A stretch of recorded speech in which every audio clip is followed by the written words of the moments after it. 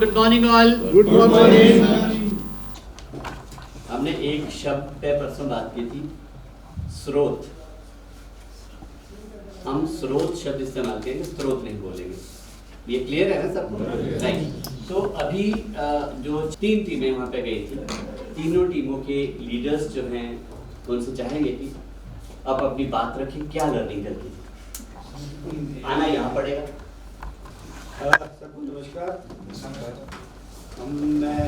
Team 1 और team 2 हम लोग साथ थे और हम लोगों को जो एक विषय दिया गया था वो टेक्नोलॉजी के बारे में था। बाकी ये विषय दूसरे लोग करेंगे।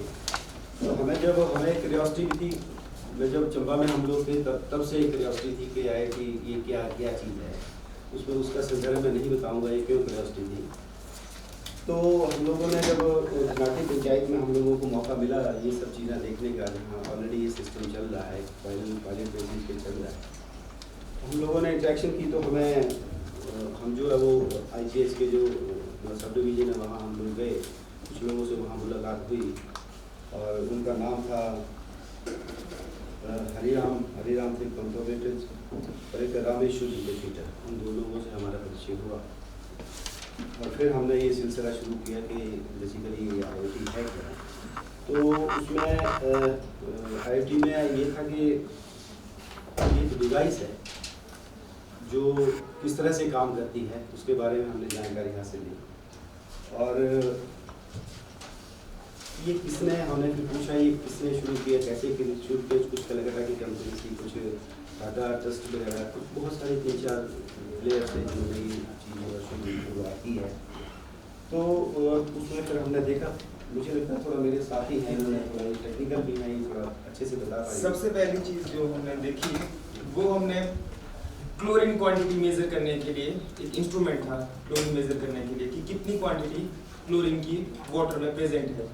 तो अगर एक डिजायरेबल लिमिट जो थी उन्होंने बोला हमारे को 5 ppm 5 पार्ट्स पर मिलियन 5 ग्राम पर 1000 लीटर वो डाल रहे थे। इतनी लिमिट मतलब कम से कम पानी में चाहिए, उसके बाद ही पानी को आगे भेजा जाएगा। अगर उससे लिमिट कम होगी तो क्लोरीन और मैनुअली ऐड करेंगे ब्लीचिंग पाउडर डालकर। तो उसके लिए हमारे पास एक क्लोरीन सेंसर था और उसके बाद जो हमने अगली चीज देखी वो था वाटर मीटर। वाटर मीटर भी मतलब वहाँ पे इंस्ट्रूमेंट लगा था, वहाँ पे कितनी क्वांटिटी उसे टोटल क्वांटिटी मेजर कर रहा था किलोलीटर में, कि किलोलीटर में टोटल कितनी वाटर की क्वांटिटी उसके थ्रू पास कर रही है और उसकी इंफॉर्मेशन वो डैशबोर्ड पे देगा। वहाँ से आप मॉनिटर कर सकते हैं वहाँ से। हाँ जी। तो ये जो 2 इंस्ट्रूमेंट थे, ये 2 इंस्ट्रूमेंट हमने देखे थे घाटी में। उसके बाद इसमें क्या था कि वो थोड़ा ऐड करता हूँ कि जो मेजर 1 मीटर लगा हुआ था उसके पास 10 मीटर और नीचे लगे होते उनमें, हालांकि हम जा नहीं पाए क्योंकि बहुत दूर थे वो। उसका पर्पस यही था कि वो जो मेन मीटर में से जितना पानी गया, क्या वो 10 मीटर से जो लगे नीचे जो हाउस होल्ड के अंदर वो मैच कर रहा है कि नहीं कर रहा। अगर वो कहीं डैशबोर्ड में दिख रहा है कि वो मैच नहीं कर रहा है तो लीकेज वगैरह जो कंट्रोल करनी है उसे भी हम कंट्रोल कर सकते हैं। वो बड़ा इंपॉर्टेंट पार्ट है फ्यूचर के लिए, प्लानिंग के लिए, कि भाई हम जो पानी को भेज रहे हैं क्या वो लोगों को उतना मिल रहा है कि नहीं मिल रहा है, और नहीं मिल रहा तो लीकेज कहाँ हो रही है। तो ये उसके लिए मुझे वो अच्छा सिस्टम लगा। ये अभी एक्सपेरिमेंटल बेस पे उन्होंने 10 मीटर लगाए हैं और इसका सबसे बड़ा फायदा हमें यही लगा कि ये एकदम से डिटेक्ट कर देगा कि किस लाइन में लॉस आ रहा है और उनको जो ऑपरेटर होंगे वो एकदम उनको पता लग जाए कि इस लाइन में लॉस आ रहा है, इस लाइन में ऊपर से इतनी रीडिंग है और नीचे रीडिंग मैच नहीं कर रही है। तो कुछ पानी वो जो चोरी हो रहा है या लीकेज हो रहा है वो एकदम से इंफॉर्मेशन इसकी पता लग जाएगी। उस टेक्नोलॉजी को देखने बाद और कुछ समझ में आया, माइंड में आया क्या होना चाहिए, क्या और हो सकता है? सर मैं कुछ ऐड कर सकती हूँ? आप ग्रुप लीडर नहीं? सर इंफॉर्मेशन थोड़ी सी ऐड है इस प्रोजेक्ट में और क्या, और इस प्रोजेक्ट का फायदा भी ये है जैसे आजकल हम टेक्नोलॉजी में कहते हैं कि एक क्लिक से आप सब कुछ जान सकते हैं। तो उसमें ये है कि आपको यूजर आईडी और पासवर्ड मिलेगा, तो आप भारत देश में कहीं पर भी बैठे हो, आपके पास अगर वो डैशबोर्ड का पूरा सिस्टम फोन पे या कंप्यूटर पे आप आईडी डाल के पासवर्ड डाल के, जो आज जिन लोगों के घर पे मीटर भी लगे हैं आप प्रॉपर्ली चेक कर सकते हो, मॉनिटरिंग कर सकते हो। और उसकी मॉनिटरिंग डायरेक्ट ये नहीं है कि स्टेट के साथ है, इवन सेंटर में बैठे हुए लोग जो कोलकाता की कंपनी है वो वहाँ पे देख के बता सकती है स्टेट वालों को कि आपके यहाँ पर फॉल्ट है, आप इसे ठीक करिए। सो ये टेक्नोलॉजी इतनी अच्छी है, जैसे कि हम पहले स्टेट में कागज़ देते हैं, फ़ोन करते हैं, ये प्रॉब्लम है वो प्रॉब्लम है, तो इसका बेस्ट है कि आपको एक क्लिक पे किसी के पास जाने की ज़रूरत नहीं है, सब कुछ आपको एक फ़ोन या एक कंप्यूटर पे डैशबोर्ड पे सब क्लियर होता है। Fine, thank you. मेरा प्रश्न ये था, टेक्नोलॉजी से लेकर कुछ जिज्ञासा पैदा हुई कि और क्या तकनीक होनी चाहिए और क्या ऐसा सिस्टम होना चाहिए कि हमें सूचनाएं तुरंत मिले, उसके समाधान को लेकर हमें पता चले, प्रॉब्लम्स कहाँ हैं उसका पता चले, कंपोजिशन क्या है, पानी में हमें क्या चाहिए तकनीक में। एक हमें चाहिए पानी की शुद्धता, उसका TDS लेवल क्या है, मिनरल्स उसमें कितने हैं, वो हमें एक पता होना चाहिए कि पीने के लिए कितना सही है। और अगर ये सबको पता चल जाए जहाँ जहाँ पानी आ रहा है, सोचो वहाँ उसको भूल जाओ, वहाँ आपने क्या देखा उसको भूल जाओ, होना और क्या क्या किया जाना चाहिए, क्या क्या किया जा सकता है, उस पे आओ, इमेजिनेशन की बात है। इसमें मैं एक बात कहना चाहूँगा, जैसे हमारे पास वहाँ पर सोर्स में क्लोरीन सेंसर था, सोर्स के पास क्लोरीन सेंसर था, तो अब सोर्स से जो पानी घर तक पहुँच रहा है तो उसके बीच में उसको काफ़ी ज़्यादा डिस्टेंस कवर करनी पड़ रही है। अब वहाँ पे कुछ ऐसे चांसेस भी हो सकते हैं कि बीच में कुछ उसमें इम्प्योरिटी घुस रही हो, ऐड हो रही हो, तो जो हाउस लेवल पे जो पानी पहुँच रहा है क्या उसकी गुणवत्ता भी। यस, मैं वही कह रहा हूँ, मतलब क्या ऐसा हो सकता है कि जो पानी का गिलास में पी रहा हूँ मुझे पता चल जाए कि इस पानी की ये पैरामीटर्स हैं, ये एक्चुअल में होने चाहिए, ये पानी में ऐसे हैं, जो घर में हमारे पानी पहुंच रहा है सबको पता चल जाए। एक दूसरा, वाटर में कहीं लीकेज हो रही है उसका पता चल जाए। तीसरा, वाटर में कहीं कंटेमिनेशन हो रही है, गंदे पानी के साथ मिलके हो रहा है, कहीं आप गंदी पाइप से गंदे नाले से पाइप डाल दी, वहाँ पे सॉकेट होगा, पानी उसमें रिसना शुरू कर देगा, प्रॉपर अगर टाइट नहीं हुआ होगा तो पानी कंटेमिनेट हो जाएगा, गंदा हो जाएगा, उसका एक पता चल जाए। वाटर क्वांटिटी हमारे स्टोर में कितना है और हमारे पास आ कितना रहा है उसका पता चल जाए हमें। वो तो शायद मेरे को शायद लग रहा वो तो उसमें लग जाएगा हाउस होल्ड घर में पहुंच के नहीं, वहाँ जो मीटर लग घर में रहा लग रहा है है सब। घर में जो डिलीवरी वहाँ इंडिविजुअल को पता लग रहा है, लग रहा है वो जो 10 मीटर जो लगाए गए हैं ना वहाँ पता लग रहा है कितना गया, उसमें प्रेशर भी कितना जा रहा है उसको ये भी पता लग रहा है, ये दोनों चीजें पता लग रही है हाउस होल्ड लेवल में। 10 मीटर तो लगे हुए ना वहाँ पे, ट्रायल बेस में लगे हैं उन 10 ही घरों के लिए, 10 हाँ, 10 मीटर लगे हैं। Right. वो पायलट बेसिस पे, हालांकि उनको उसका कोई बिल नहीं आता है, जस्ट मॉनिटर के वीक में आप हो पाएगा या नहीं होगा, ये उसमें कहीं लैप्सेस हैं तो कहाँ लैप्सेस हैं।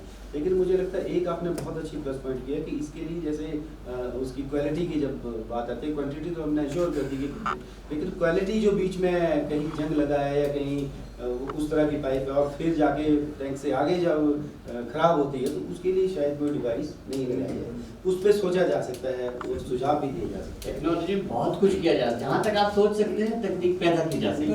Wonderful, fine, thank you sir, thank you.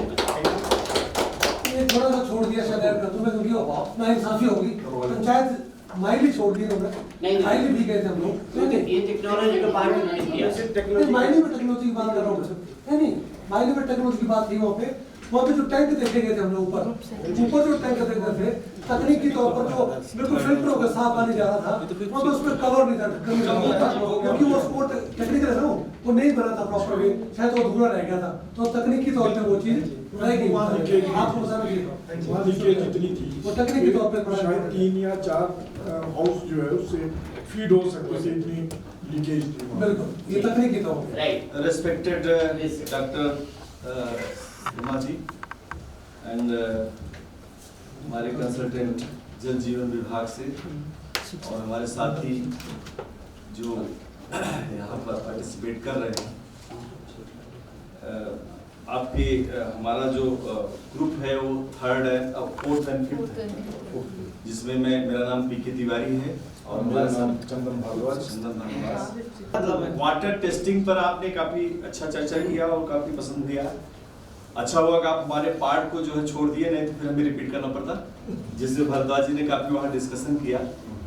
और हमें ये देखना था, क्योंकि हम साइलेंट थे वहाँ, क्योंकि यहाँ से आदेश मिला था कि आपको साइलेंट रहना था और मैंने कुछ नहीं बोला केवल मैं सुना और मैंने जो सुना उसका जो क्वेश्चनिंग हमारे भरद्वाज जी ने किया तो 2 शब्द आप बोलेंगे, देन आई विल स्टार्ट।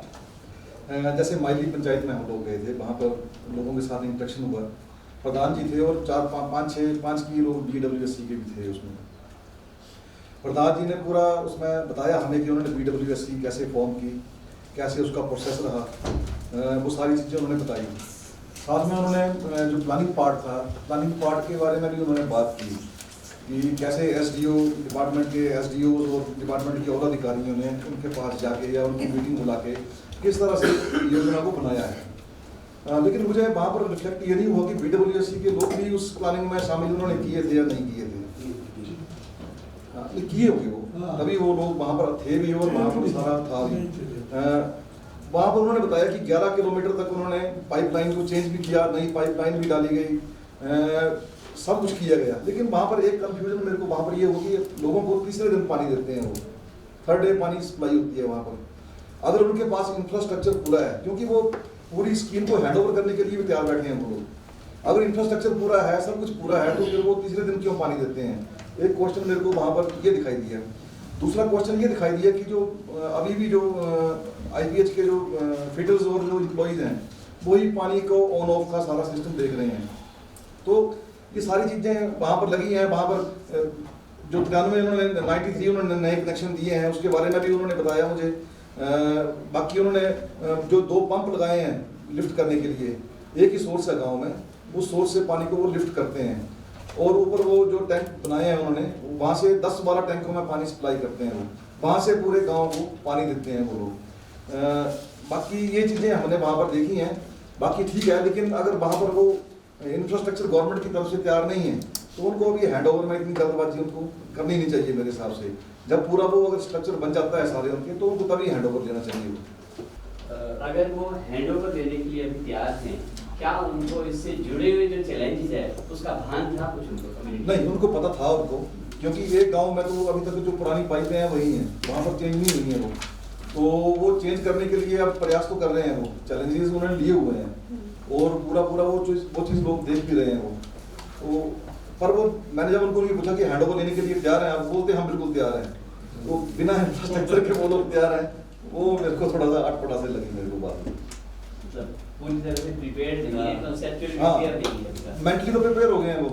हाँ, लेकिन वो जब वो हैंडओवर ले लेंगे उसके बाद वो कितनी जल्दी उसको ठीक कर पाते हैं, नहीं कर पाते हैं, वो बाद की बात है। लेकिन अगर वो उनको कोई बोलेगा, मैं ही जाके बोलूंगा, कोई अधिकारी जाके बोलेगा कि हैंडओवर ले लो, तो वो तुरंत उसको हैंडओवर ले लेंगे। वो ये इतना की मेरे को लग रहा है। एक्चुअली बीच में थोड़ा सा मैं बोलना चाहूँगा। एक्चुअली जो ट्रांसपेरेंसी की बात होती है उसमें थोड़ा सा गैपिंग है। उनको ये नहीं पता है कि हमारा क्या पार्ट होगा और IPH का क्या पार्ट होगा, और IPH इन फ्यूचर उनके साथ रहेगा या नहीं रहेगा। एक तो ये थोड़ा सा गैपिंग उनको है।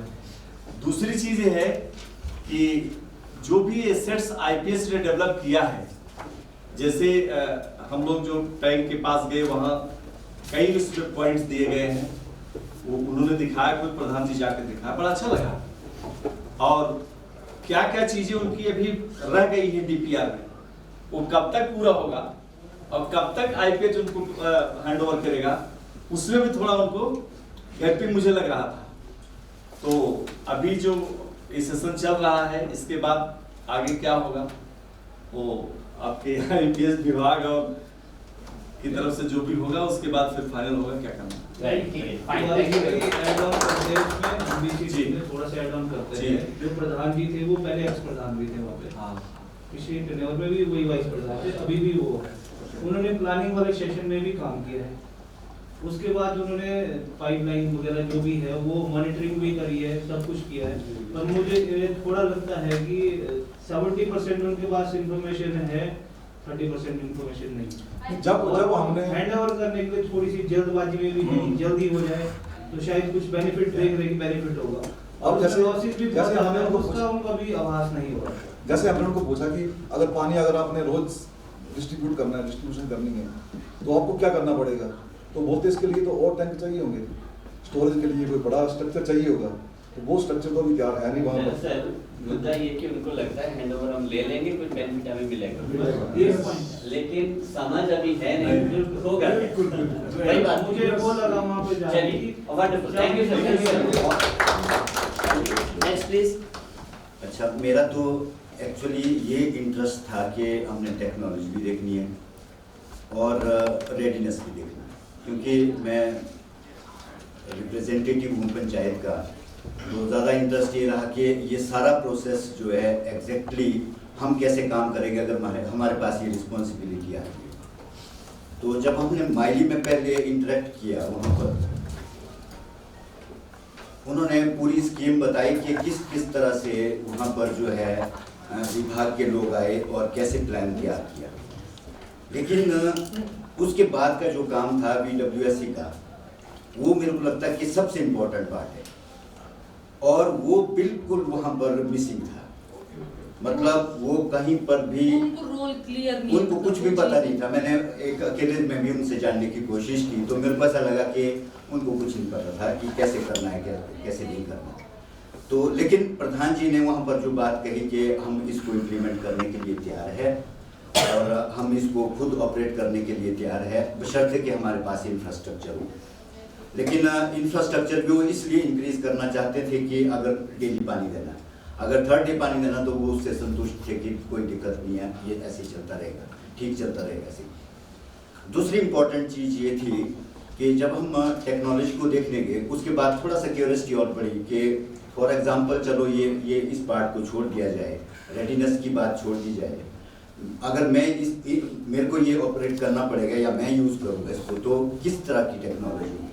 अगर उस टेक्नोलॉजी के हिसाब से देखा जाए तो उसमें बहुत बढ़िया टेक्नोलॉजी यूज़ हो रही थी। एक तो क्वालिटी का थोड़ा सा जो पार्ट है, आप कह रहे कि भाई वो जो है वहाँ पर क्वालिटी ऑफ वाटर का कहाँ पर रहेगा, बाकी को छोड़कर कि कैसे आपकी लीकेजेस हैं, घर पे कितना पानी पहुँच रहा है, अगर ये मॉनिटरिंग सिस्टम हमारे हाथ में आ जाए और हम इसको लगातार देखते रहे, तो मेरे को नहीं लगता कि इसमें कहीं दिक्कत है। इस हिसाब से इंफ्रास्ट्रक्चर के अलावा इंफ्रास्ट्रक्चर तो मिल ही रहा है ना, अगर इंफ्रास्ट्रक्चर वो दे रहे, क्योंकि जल जीवन विभाग तो है, अगर वो हमारे को टेक्नोलॉजी देते इस तरह की, तो कहीं पर भी कोई दिक्कत होने वाली नहीं है। असली जो दिक्कत आती है वो दिक्कत आती है कि कहीं पर पानी को अलग से टी जोड़ दी जाती है, कहीं पर लीकेजेस हो रही है। अगर वो प्रॉपर तरीके से वहाँ से डिस्ट्रीब्यूट हो रहा है पानी और सही जगह पर उन मीटर के जरिए जो हमने वहाँ पर टेक्नोलॉजी देखी, तो मुझे नहीं लगता कि कहीं पर भी उसमें दिक्कत है।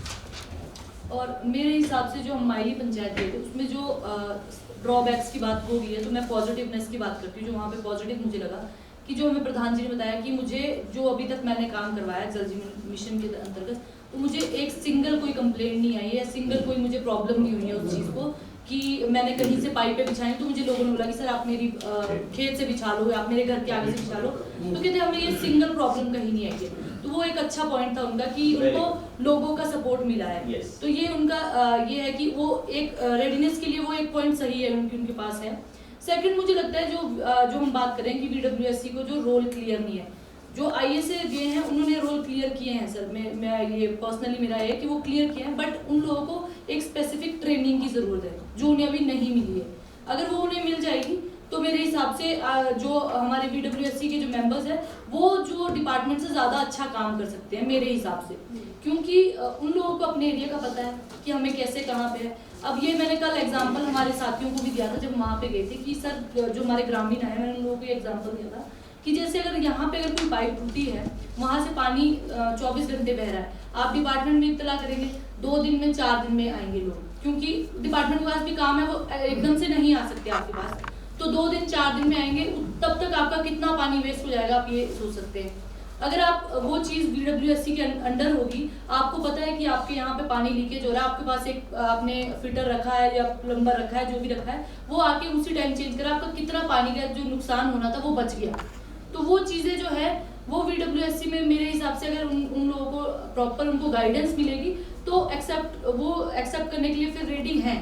बस ये है जो इंफ्रास्ट्रक्चर का वो मामला है वो उनको है कि वो अगर वो पहले जब उनको हम ये चीज़ हैंडओवर करेंगे उससे पहले ये सब चीज़ें अगर हम उनके साथ बैठ के उनको अच्छे से क्लियर करें तो ये मेरे हिसाब से सक्सेसफुल है सर। एक चीज़ और मैं ऐड करना चाहता हूँ इसमें, जब हम गांव में, हालांकि हमारे तो अभी ISS नहीं है वहाँ पर, एक सिंपल सी इंफॉर्मेशन आई थी कि आप एक BWSC कमेटी बनाओ, लेकिन उसके बाद मैंने 1-2 बार उनको बुलाने की कोशिश की तो वो बड़े रिलेक्टेंट से थे। ये शायद इसलिए कि इसमें बहुत मोटिवेशन की ज़रूरत है। असली जो काम है वो BWSC को ही ट्रेन करने की और उनको मोटिवेट करने की ज़रूरत है। सबका ये इंटरेस्ट रहता है कि मेरा क्या इंटरेस्ट है इसमें, मतलब सोशल सर्विस देने के लिए बहुत कम लोग तैयार रहते हैं। जैसे ही वो वोट डाल के रिप्रेजेंटेटिव चुन लेते हैं, उसके बाद की सारी जिम्मेवारी वही सोचते हैं कि अब इनका काम, तो वो मोटिवेशन करना, उनको मोटिवेट करना बहुत जरूरी है। एक चीज मैं ऐड करता हूँ।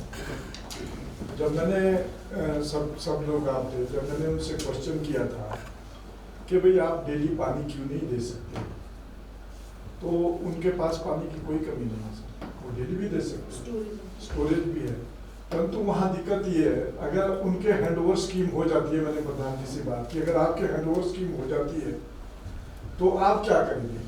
कोई तो 10,000 लीटर पानी भर रहा है, किसी को पानी नहीं मिल रहा है, तो वो बोलते कि जी वहाँ तो बड़े बड़े टैंक, व्यवस्था तो पानी तो है, व्यवस्था कोई नहीं है सर, क्योंकि जो टैंक से वो इरिगेशन भी कर रहा है, उसने अपने घर में 10,000 लीटर का टैंक बनाया है, वो इरिगेशन भी कर रहा है, अपने खेत को भी सिंच रहा है, और व्यवस्था भी। अगर प्रधान को ये प्रधान पब्लिक में नहीं कर सकता है, क्योंकि उसने उस पब्लिक से भी उससे भी जुड़ना है, और जिसको पानी नहीं मिल रहा उसको भी जुड़ना है। सर इसका सोल्यूशन जो हम मीटर लगाएंगे उससे आ जाएगा। तो अगर मीटरिंग होगी, उसमें टेक्नोलॉजी, अगर मीटर वहाँ पे प्रॉपर लगे, तब चाहे वो इरिगेशन करे, उसको उतना बिल देना ही पड़ेगा जितना वो पानी खर्च कर रहा है। तो ये जो है, ये कवरेज उसमें उनके सामने उनको नहीं लगा पता कि भाई हम इसको किस तरह से। सर शायद वो वाला टेक्नोलॉजी वाला वो क्लियर, क्योंकि वो जो वो लगा है पायलट मीटर से वो ऊपर लगे हैं उनके यहाँ पे। इसमें एक बात ये हो रही है कि जब तक मीटर नहीं लगेंगे तब तक हैंडओवर नहीं होगा। नहीं पॉसिबल। और दूसरी बात ये है बहुत कुछ मीटर लग गया ऊपर, मेन लाइन में मीटर है, नीचे से सब में मीटर है। अब हमें क्या है कि सबको इक्वल वाटर देना है। अब पाइपलाइन लगी है, अब कई जगह क्या होगा कि ऐसी पाइपलाइन बिछी कि सबसे पहले किसी पर्सन को पानी पहुंच जाएगा, और वो मीटर से उतना ही छूटना चाहिए। वो तो उसको अगर 100 लीटर देना है एक दिन में, तो सबको, वो चाहे सूबदार हो, वो चाहे कोई पुअर पर्सन हो, उस पर्सन को भी 100 लीटर मिले, उसको भी 100 लीटर मिले। ये ठीक है। नहीं, वो टेक्नोलॉजी में थोड़ा सा वो इम्प्रूवमेंट होना चाहिए। ये ठीक है, टेक्नोलॉजी में इंक्लूडेड है। चलिए, राइट, ठीक है, thank you very much. Sir इसमें आप एक बात और करना चाहेंगे जो कि पॉजिटिव, अभी नेहा मैडम कह रही थी कि ट्रेनिंग की आवश्यकता है, बहुत अच्छी बात है, लेकिन इसके ऊपर हट करके जितने भी हमारे ग्राम पंचायत के प्रधान हैं वो IPH का नहीं सुनते, क्योंकि जो पंचायती राज के प्रधान है वो DM और BDO के अंडर में है। तो मेरा एक रिक्वेस्ट है IPH से विभाग से कि सबसे पहले DM से परमिशन लें और BDO को इन्फॉर्म करें, और इन प्रधान को बुला करके समझाएं, अपने BWSC मेंबर्स को आप इकट्ठा करें, नहीं तो एक इधर भागेंगे एक उधर भागेंगे, तो ट्रेनिंग नहीं लेगा। सर ट्रेनिंग तो कंपल्सरी जब होगी, तो जो एथराइज है इनके प्रधान के, पहले उनके पास इन्फॉर्मेशन पहुंचनी चाहिए जिससे वहां से परमिशन हो। ऐसा समझ रहे हैं कि जो आपने टेक्नोलॉजी देखी है ये सब जगह ही इम्प्लीमेंट हो जाएगी, ये माइंड में ना रखिए प्लीज।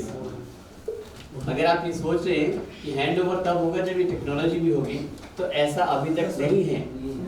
अभी तो जैसा है वैसा ही स्वीकार करके चलाना पड़ेगा। ये आने वाले टाइम में हो सकता है, टेक्नोलॉजी में क्या कुछ बड़ी बड़ी बातें हो सकती, मे टेक टाइम। सर माइली पंचायत में जो उन्होंने इस इंफ्रास्ट्रक्चर तैयार किया है उसमें उन्होंने जंक्शन पॉइंट को बहुत अच्छी तरीके से यूज किया है। अगर वैसा हो तो फ्यूचर प्लानिंग में हमारी काफ़ी हद तक मदद हो सकती है। जंक्शन पॉइंट से जो उन्होंने वाटर को डिस्ट्रीब्यूट किया है उसको करने में काफ़ी हद तक जंक्शन पॉइंट जो उनके लगे थे प्रॉपर वे में। सबसे बड़ा सही जो बॉटल नेक है ना वो यही है। इम्प्लीमेंट जब इंफ्रा को डेवलप करते हैं, पाइप्स बिछाते हैं, वो ठेकेदार बिछाते हैं, वहाँ को इंजीनियर हार्डली जाते होंगे देखने कि इसका लेवल कैसा होना चाहिए, पाइप का डाया किस जगह क्या होना चाहिए, वो हार्डली कोई इस पर स्टडी करते हैं। इसीलिए ऐसा होता है कहीं पानी जा रहा होता है, कहीं नहीं पहुंचता है।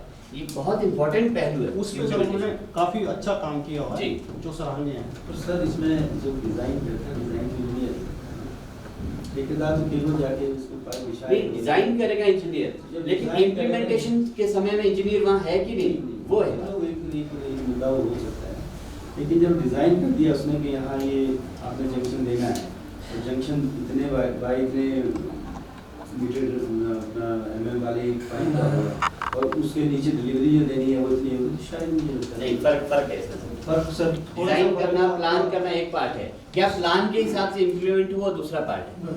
हमने पाइप्स देनी है, 6 पाइप्स निकालनी है, ये मेन पाइप है हमारी। अब अगली जो 6 पाइप्स है कैसे आप देंगे, सीधे 6 के 6 नहीं देंगे। एक ऐसी लगेगी पाइप, दूसरी थोड़ी ऐसी लगेगी, तीसरी ऐसी लगेगी, चौथी ऐसी लगेगी। ये प्रोसेस है, इसको कौन देखेगा? ये ठेकेदार नहीं देखेगा। मेन प्रोसेस यहाँ है, अगर वहाँ थोड़ा सा गड़बड़ा हो गया काम तो पानी सारा एक साइड। बिल्कुल। अगर वो बीडब्ल्यूएससी या लोगों के साथ उस बीडब्ल्यूएससी को भी तो उसका इन्वॉल्व किया होगा, अब तो वो देखेंगे उसको, उनको पता होगा। जब इन्वॉल्व वो नॉन टेक्निकल आदमी होगा ना, जो जब आपने जो स्कीम वहां पर लगाई और जो इम्प्लीमेंट की, वो बीडब्ल्यूएससी के लोगों के साथ अगर उनको नॉलेज में होगी बात, तो उसको चेक कर पाएंगे। वो नॉलेज में नहीं होगी तो क्या चेक करेंगे? बिल्कुल सही बात है। जब अपने आप खुद ही बना दी। ये जो चीजें है ना कि अब हम अभी थोड़ी देर पहले हुआ थे, हम लंगोट बच गई है, बाकी सब कुछ हो गया है। चलो अब उस पे है, आपको पता है, बिल्कुल उस वही चीज है। अब उसी को मैनेज करना पड़ेगा थोड़ा ऊपर नीचे, ये चीज है। मेजर जो चैलेंजेस हमारे सामने हैं, एक विलेज एक्शन प्लान जो बने हैं ऊपर से बने हैं, ठीक है। विलेज एक्शन कमेटी को पता भी नहीं है क्या नहीं है। ट्रेनिंग ISAs की पहली हो रही है आज हम, अगर हम 6 महीने पहले, 1 साल पहले इस लेवल पे तो शायद बात कुछ और हो जाती। ट्रेनिंग VWSC की वही नहीं है, वो तो आपने एक बार बना दी, ओरिएंट कर दिया, वो ट्रेनिंग नहीं है ना, जस्ट आपने उनको ब्रीफिंग हुई है सर, उनको सिर्फ ब्रीफिंग हुई है ISAs के द्वारा कि आपने। और कॉन्ट्रैक्ट ISAs के बहुत सारों के आज खत्म होने वाले, ऐसा भी है ना। तो ये चैलेंजेस है इस प्रोग्राम से जुड़े हुए। हमारे बीच एक्सपर्ट हैं डिपार्टमेंट से, तो एक्सपर्ट साहब, कुमार साहब, आपका स्वागत है यहाँ पे, आपने वक्त निकाला, बहुत बहुत धन्यवाद।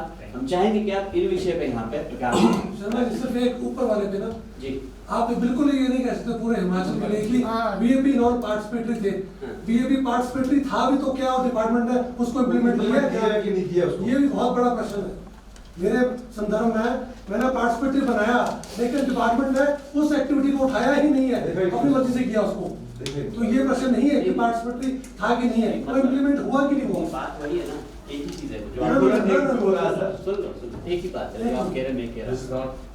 क्यों एक है, आपने पार्टिसिपेटरी प्लान बनाया, वो प्लान तो है ही नहीं, अब एग्जिस्ट नहीं कर रहा है, आप ये कह रहे हैं। वहाँ कुछ और नहीं, वो से एक्टिविटी पहले कर लिया। अच्छा, पहले मतलब जो प्लान लागू हुआ है वो पार्टिसिपेटरी था नहीं ना।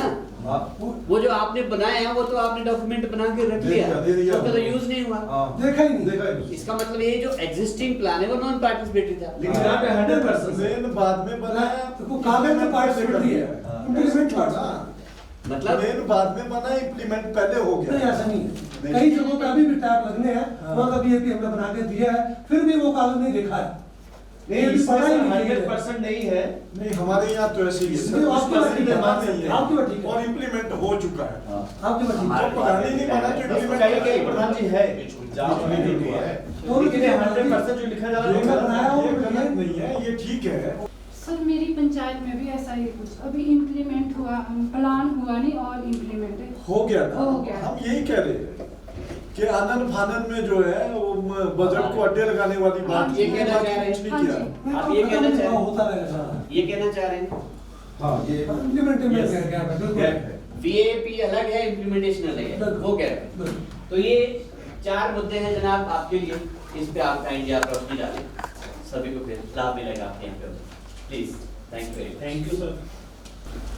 ऑनरेबल प्रधान महोदय, रेस्पेक्टेड आईएएस से, जो कि मुझे लग रहा है शायद कमी है पिछली बार से, IIRD के ऑफिशियल्स जिन्होंने मुझे यहाँ बोलने के लिए कहा, मैं सभी का धन्यवाद करता हूँ। जैसा कि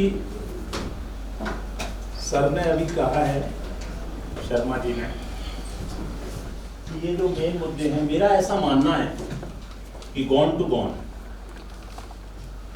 गलत को जो भी हो गया उसको अगर पकड़ के बैठेंगे तो अच्छा करने में थोड़ा सा टाइम भी लगेगा और उस चीज पे अच्छे पे ज्यादा बेहतर तरीके से फोकस नहीं कर पाएंगे। तो पॉजिटिवली सोचें, मोटा मोटा बोलने से पहले मैं बोलने के 2 मिनट केवल लूंगा कि बोलने के कुछ, जैसे बोलने और सुनने के कुछ नियम होते हैं या उस स्थिति के हिसाब से बोलना और सुनना भी चाहिए।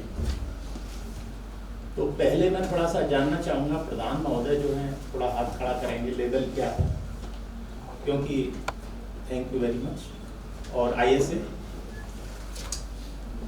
Thank you. तो हमें इससे पता चलता है कोई भी बोलने वाला है कि किस लेवल पे उसको बोलना चाहिए। ब्लड, खून, रुधिर और रक्त एक ही चीज के 4 नाम होते हैं। Blood is flowing in the veins, रक्त धमनियों में प्रसंचरित हो रहा है या खून नसों में बह रहा है। मुझे लगता है कि आप सभी खून नसों में बह रहा है थोड़ा सा इजीली समझेंगे। इस परिप्रेक्ष्य में जैसे कि कोई बोलता है तो ये साउंड वेव्स जो हैं एक तरह से वैसे ही काम करती हैं जैसे आपने रामायण और महाभारत के युद्ध में, जैसे आपने सीरियल में देखा होगा कि इधर से राम और रावण का बाण जा रहा है, दोनों अगर बोलते हैं तो दोनों का कोई प्रभाव ना होकर के नीचे गिर जाता है बाण। तो इसलिए थोड़ा सा लिसन आप करेंगे। अगर कोई भी सुनने के बाद में बोलने वाली बात होगी तो उसे नोट कर लें और वो बाद में उसको जरूर पूछ लें, वो सब इसमें टाइम रहेगा। सबसे पहला है VAP इम्प्लीमेंटेशन गैप। सर्टेनली ये तो है कि कुछ चीजों को जो है ओवरली या ये कहा जाए कि साइड करके हमारे यहाँ पे ये रहा है कि भाई ज़्यादा से ज़्यादा जल्दी से जल्दी हम लोगों तक उनकी आवश्यकताओं को पूरा करें। और स्टेटों में जैसे मैंने जल जीवन मिशन किया तो वहाँ पर सबसे पहले जैसा कि प्रोसीजरली गाइडलाइन में है, JJM की गाइडलाइन में मेरा ये भी मानना है कि ट्रेनिंग ISA में अगर नहीं भी हुई हैं तो हमारे रेस्पेक्टेड ISA हैं, इनके पास में JJM की गाइडलाइन रही है और उसके हिसाब से इन्होंने काफ़ी हद तक कवर किया है, अच्छा किया है। लेकिन ट्रेनिंग और कैपेसिटी बिल्डिंग में एक अंतर होता है। कैपेसिटी बिल्डिंग जो है ना खत्म होने वाला प्रोसेस है और लगातार चलता रहता है। तो जैसा कि मैंने कहा गॉन टू गॉन, वो तो ट्रेनिंग्स जो नहीं हुई कोई बात नहीं है, कैपेसिटी बिल्डिंग की प्रक्रिया होती रहेगी। और जैसा कि मैं भी मानता हूँ स्ट्रांगली, और ऑनरेबल PM महोदय ने भी अपनी JJM की गाइडलाइन में पहले ही पृष्ठ पे लिखा हुआ है कि ये जो JJM मॉडल है ये कम्युनिटी सस्टेनेबल मॉडल है।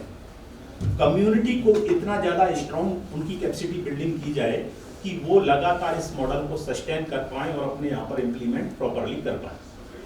तो इस परिप्रेक्ष्य में VAP इम्प्लीमेंटेशन गैप, चूंकि कैपेसिटी बिल्डिंग में टेक्निकली उनको चीज़ें समझाने में, जैसे 5वीं क्लास का कोई है, कोई भी WSC मेंबर या नहीं भी पढ़ा मोस्टली, जैसा कि हुआ चाचा मामा काका पंचायत समिति के पंचायत घर में बैठ करके और सरपंच महोदय के द्वारा या प्रधान महोदय के द्वारा जो भी कहा उन लोगों को, मतलब 5-7 को ले लिया प्रैक्टिकली, मैं तो क्या ले लिया, कोई बात नहीं।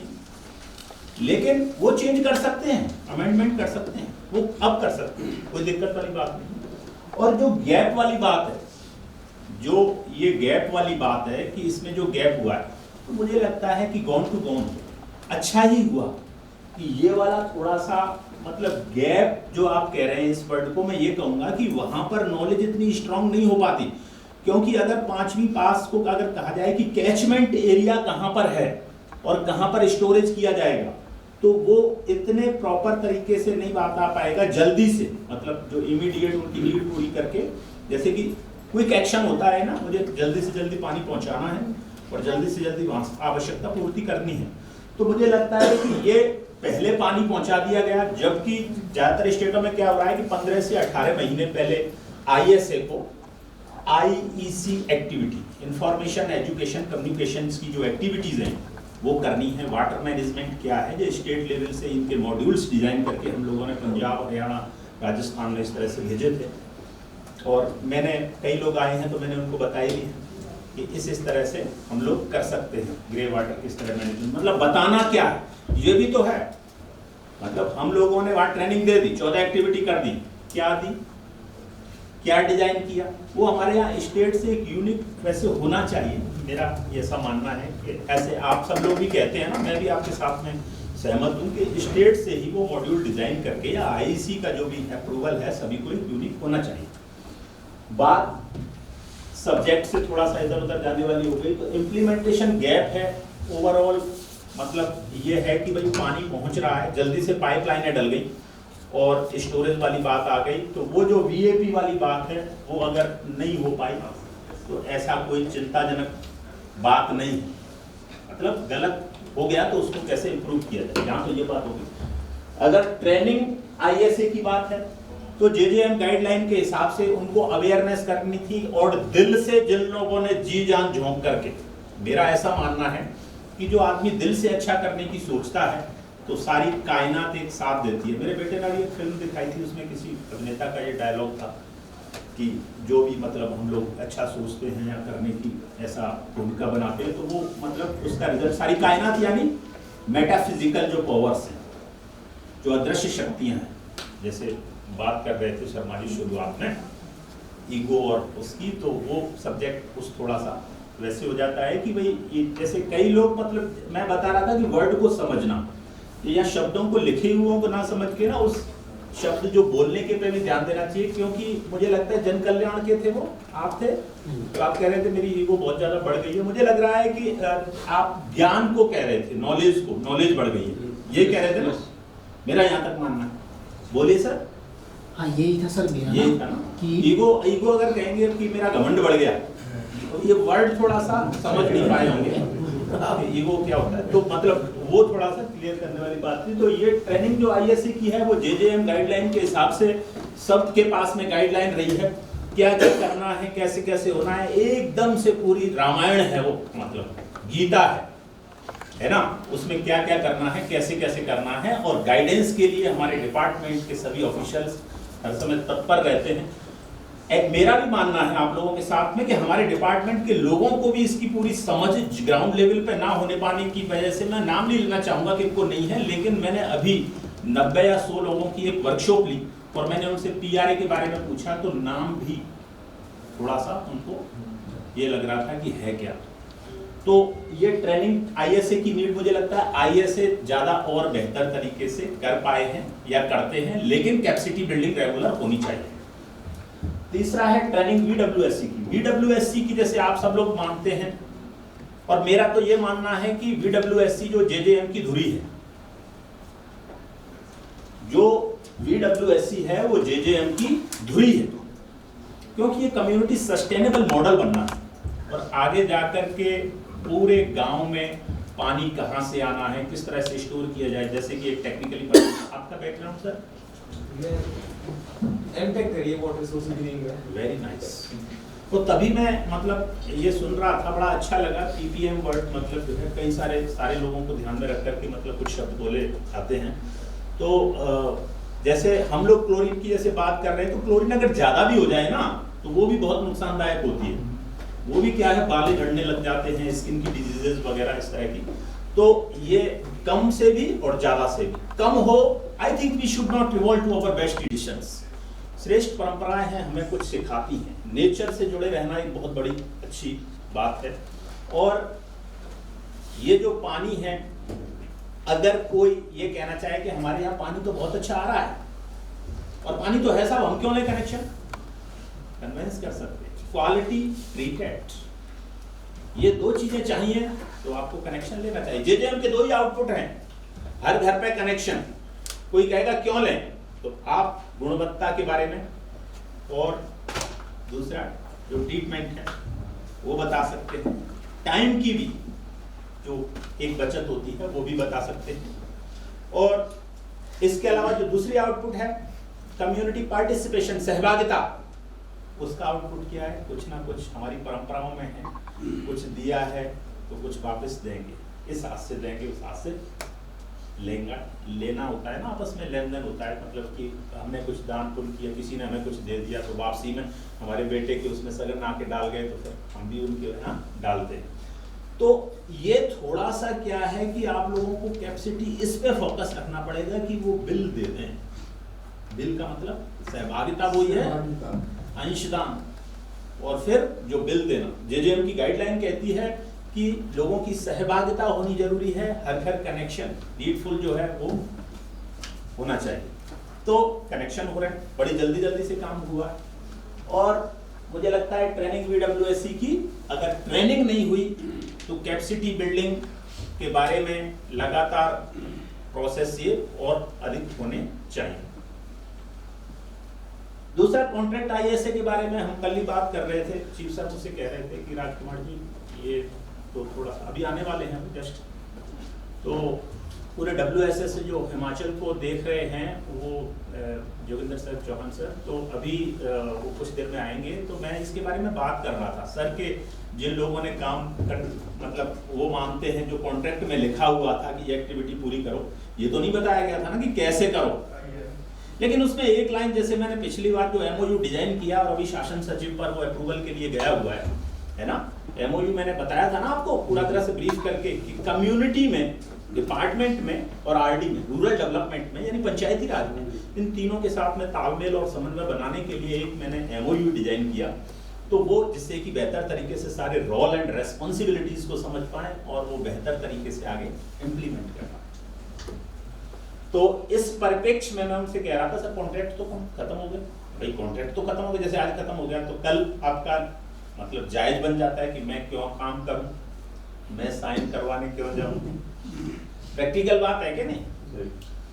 उसको एक्सटेंड करके एक, जैसे सर का मानना था बिल्कुल वैसा ही मानना हमारा है कि वो एक तरह से री कॉन्ट्रैक्ट हो और फिर से मतलब जो है सारी चीज उसमें क्लियर हो, जिनका खत्म हो गया है और जो एप्रिशिएटली वर्क कर रहे हैं अभी जिनके पास में काम है, तो वो इसको साथ में लेकर के, जैसे कि न्यू बॉर्न बेबी को एकदम से क्या होता है कि कई लोग जैसे बेटी हुई तो कई प्रदेशों में ऐसा है कि झाड़ियों में ले जाकर के फेंक देते हैं, दुर्भाग्य से ऐसा कई जगह देखने में आया है। तो VWSC like a new born baby, तो इसको आपने जन्म दे करके वहां छोड़े, उसको पता नहीं है मुझे बैठना, उसको आता नहीं, चलना आता नहीं, उसको एजुकेशन लेगी वो VWSC, उसकी कैपेसिटी बिल्डिंग होगी, फिर वो बड़ा होकर के कमाना सीखना और उसका जो है फिजिकली और माइंडली जो नैतिक रूप से सारी जो चीजें सीखनी है, एंड में होगी उसकी शादी, फिर आप उसको घर से अलग कर सकते हैं। तो VWSC जो है, VWSC है वो लाइक न्यू बॉर्न बेबी है और उसकी कैपेसिटी बिल्डिंग की बहुत ज्यादा नीड है। जैसे मैडम का मानना था, मैं स्ट्रांगली उस तरह से विश्वास करता हूँ। मैडम आप जो है ISS है? Yes sir. कौन से ISS है? Sir Arya educational and employment society. Very nice. ये बहुत बड़ा काम भी शायद सबसे ज्यादा आपके पास में ही है हिमाचल में। सर शिमला का हम देखते हैं। नहीं, ओवरऑल हिमाचल में सबसे तो ज्यादा आपके पास में ही ये जिम्मेदारी दी गई है कि आप लोगों को सबसे ज्यादा ग्राम पंचायतें दी गई हैं। मैं देखता रहता हूँ डेली, हम लोगों का यही मंथन रहता है कि भाई क्या किया जाए उनके लिए और कैसे बेहतर तरीके से और वर्क हो सकता है। तो चूंकि मेरा यहाँ आने में ज़्यादा टाइम तो नहीं हुआ, मेरी खुद दिली इच्छा थी कि मैं कभी IIRD मतलब जाऊँ, यहाँ सर के दर्शन हो जाए, जैसा कि सुना मैंने कि बहुत ज़्यादा आगे आता है कि सब लोग यहाँ बहुत ही अच्छे तरीके से मिल करके काम कर रहे हैं और प्रदेश में एक अहम योगदान है IIRD का कि लोगों को अवेयर करके और कुछ कार्यक्रमों में कैसे जोड़ा जाए। क्योंकि मेरा भी एक्सपर्टाइज लाइवलीहुड और वाश कर रहा है, तो इसलिए IIRD का जैसे मैं पंजाब से नाम सुन रहा था तो यहाँ बड़ी खुशी हुई। तो ये चारों क्वेश्चन मुझे लगता है कि बिल्कुल कहीं कोई कंफ्यूजन है तो आप बोल सकते हैं। Okay sir. तो कहीं कोई अगर कोई फिर भी मैं दोबारा से कह रहा हूँ, अगर कहीं फिर भी कहीं कोई कंफ्यूजन या कोई बात पूछनी हो तो पूछ सकते without hesitation. Overall A to Z। तो मैं प्रेजेंटेशन से चालू कर वेज फॉरवर्ड, इसमें मुझे लगता है क्लैरिटी नहीं आई कि हम वेज फॉरवर्ड क्या है। ये तो ठीक है, पास्ट वाली बात हो गई ये तो सारी, अब क्या उस पे क्लैरिटी शायद मुझे लगता है आने वाली है। जी, क्लियरिटी का केवल एक ही मेन चीज था कि जैसे आगे इन फ्यूचर VAP इम्प्लीमेंटेशन तो जैसे हो गया है वो ठीक है। कपूर साहब से मैं पूरी तरह से सहमत हूँ कि कुछ जगहों पर अभी भी पाइपलाइन डली जा रही है, तो वहां पर ये VAP इंक्लूडिंग किया जाना चाहिए। दूसरा, ट्रेनिंग ISA की ये कैपेसिटी बिल्डिंग होगी, मैं हो गया सो हो गया, मैं आगे की बात कर रहा हूँ। कैपेसिटी बिल्डिंग होगी और रेगुलर चलेगी। जैसा कि मैंने आया था तभी शुरुआत में आपकी एक मीटिंग हुई ना, आप सब लोग कह रहे थे, आप लोगों ने मुझे बताया, कपूर साहब ने, भारद्वाज जी ने, पता नहीं कहाँ चले गए भारद्वाज जी, तो ये सब लोग मतलब जो है मिल करके जैसे आप लोग बताते रहते हैं, तो उसी हिसाब से हम लोगों की प्लानिंग डिजाइनिंग का जो काम है, एक प्रदेश का एक्सपर्ट होने के नाते मेरी ये जिम्मेदारी बनती है कि आपके जो व्यूज और ग्राउंड लेवल से लेकर के भी और उनको किस तरह बेहतर तरीके से किया जाए। तो ट्रेनिंग ISA की यानी कैपेसिटी बिल्डिंग रेगुलर चलेगी। पहली जो आपकी रखाई थी मीटिंग, ठीक है, आप बता रहे थे कि आपने सर ये रखा दी, इससे पहले नहीं हुई है, तो मुझे ऐसे लगा, मैंने सजेस्ट किया डिपार्टमेंट को कि इनकी एक वर्कशॉप भी होनी चाहिए। और ये जब बात नहीं हुई थी तभी शायद योगिता जी से या इनसे बात हुई थी कि आपकी एक वर्कशॉप दिखाना चाह रहे हैं, हमारा एक और KRC है, तो वो वहाँ मंडी से और ये 2 KRC हैं, तो इस तरीके से यहाँ पर हमें बेहतर लगा और ये बढ़िया तरीके से आपकी जो है इस तरह कैपेसिटी बिल्डिंग और भी चलती रहेगी। तीसरी, ट्रेनिंग जो BWSC की है, ट्रेनिंग BWSC की ट्रेनिंग में वर्ड को थोड़ा सा सर हटा करके इसको कैपेसिटी बिल्डिंग रखना चाहूँगा, ठीक है। तो क्या है कि वो तो 1 या 2 दिन में खत्म हो जाती है ट्रेनिंग, मैं इसको कैपेसिटी बिल्डिंग कहूँगा, वो BWSC की रेगुलर चलेगी और चलनी चाहिए। और न्यू बॉर्न बेबी की तरह आप जो छोड़ के आ गए हैं BWSC के, प्लीज सबसे मेरा हाथ जोड़ के निवेदन है कि आप लोग एक व्हाट्सएप ग्रुप बना लीजिए और उसमें BWSC मेंबरों को सबको जोड़िए। एक हमारा BRC भी जुड़ेंगे, मैंने वर्कशॉप में पिछली बार भी उनको कह दिया है, और सब लोग वो उसमें अगर JEE इंटरेस्ट रखते हैं तो वो भी उसमें जुड़ेंगे, जिससे वो लगातार कम्युनिकेशन का कहीं गैप ना रहे। गांव में जाकर के देखा कोई भाई 5 मेंबर कौन है, पूरे दिन भर देखता देखता परेशान हो जाए आदमी, क्योंकि आपका जैसे कॉन्ट्रैक्ट पूरा हो गया, कोई और ISA चली जाए। तो मेरा तो यही सजेशन था वहाँ पर कि जो ISA वहाँ पहले काम कर चुकी हैं उनको ही आगे उसी तरह से वैसे काम किया जाए। तो दूसरा जो BWSC का ट्रेनिंग है, यानी उनको लगातार ट्रेनिंग किया, उनको व्हाट्सएप ग्रुप तो प्लीज आप बना लीजिए, जैसे कि उनको IEC मटेरियल है या कोई भी इंफॉर्मेशन है कि भाई मैं आ रहा हूँ, कौन रोकेगा? कम्युनिटी से हम टाइम ले सकते हैं, उनको दे नहीं सकते। ये मैं अपना आगे का जो सेक्शन है, आगे का सेशन मेरा जो PRA है उसमें मैं थोड़ा सा और क्लियर करूंगा। तो कॉन्ट्रैक्ट जो ISA का है वो तो मैंने बता दिया कि बाउंड टू बाउंड हो गया, सो हो गया, आज पूरा हो रहा है, तो आगे के लिए हम प्लानिंग कर रहे हैं कि आगे और कल ये बात हुई है, अभी चीफ सर भी आ रहे हैं, उनके नॉलेज में भी ये बात आ जाएगी, आपके थ्रू आएगी तो ज़्यादा और भी बेहतर रहेगा कि सब कॉन्ट्रैक्ट। मेरा सजेशन ये है कि PRA तो जिंदगी भर सारे लोग ये करते रहे, 20-25-30 साल के एक्सपीरियंस लेके बैठे हैं, वो सब कराते रहे औरों को। बहुत मुझे लगता है जो प्रोग्राम से संबंधित अगर हैंडओवर की अभी बात करनी है, हैंडओवर को लेकर कैसे हम लोगों के पास जाए उसका मंथन करें। जैसा सर आदेश हुआ है चीफ सर का, डायरेक्टर सर का, कि आप भी थोड़ा सा मतलब आपको मैं क्लियर इतना कह भी नहीं सकता कि क्यों जरूरी है, लेकिन जैसा कि आपने PRA किया है तो हमें भी समझने को मिल जाएगा कि आपने PRA कैसे किया है, और आपको हो सकता है इससे और बेहतर नॉलेज हो, जैसा कि सर का मानना है, तो वो बात अभी सामने आ जाएगी।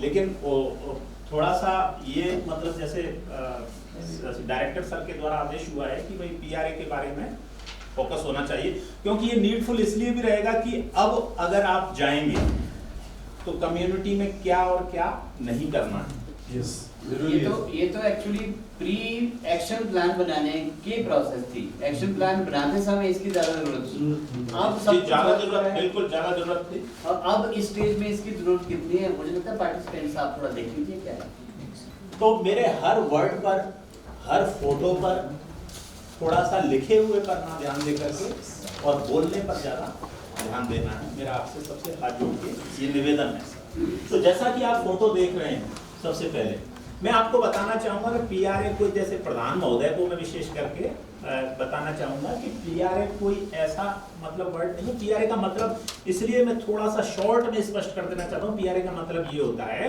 कि एक ऐसा औजार है, ये सरल भाषा में बता देता हूँ, ये एक ऐसा औजार है जिससे कोई भी संस्था या प्रोजेक्ट का आदमी जब वहाँ गाँव में जाता है तो उन लोगों के बीच में कैसे विश्वास पैदा करके वहां से डेटा लिए जाएं, उनकी समस्याओं को कैसे सुना जाए और फिर प्रोजेक्ट में उनको कैसे शामिल किया जाए। ये तो मैंने शॉर्ट में बताया। इसलिए ये हथियार जो है, ये औजार जो है, तब यूज में लिया जाता है किसी प्रोजेक्ट को लागू करने के लिए।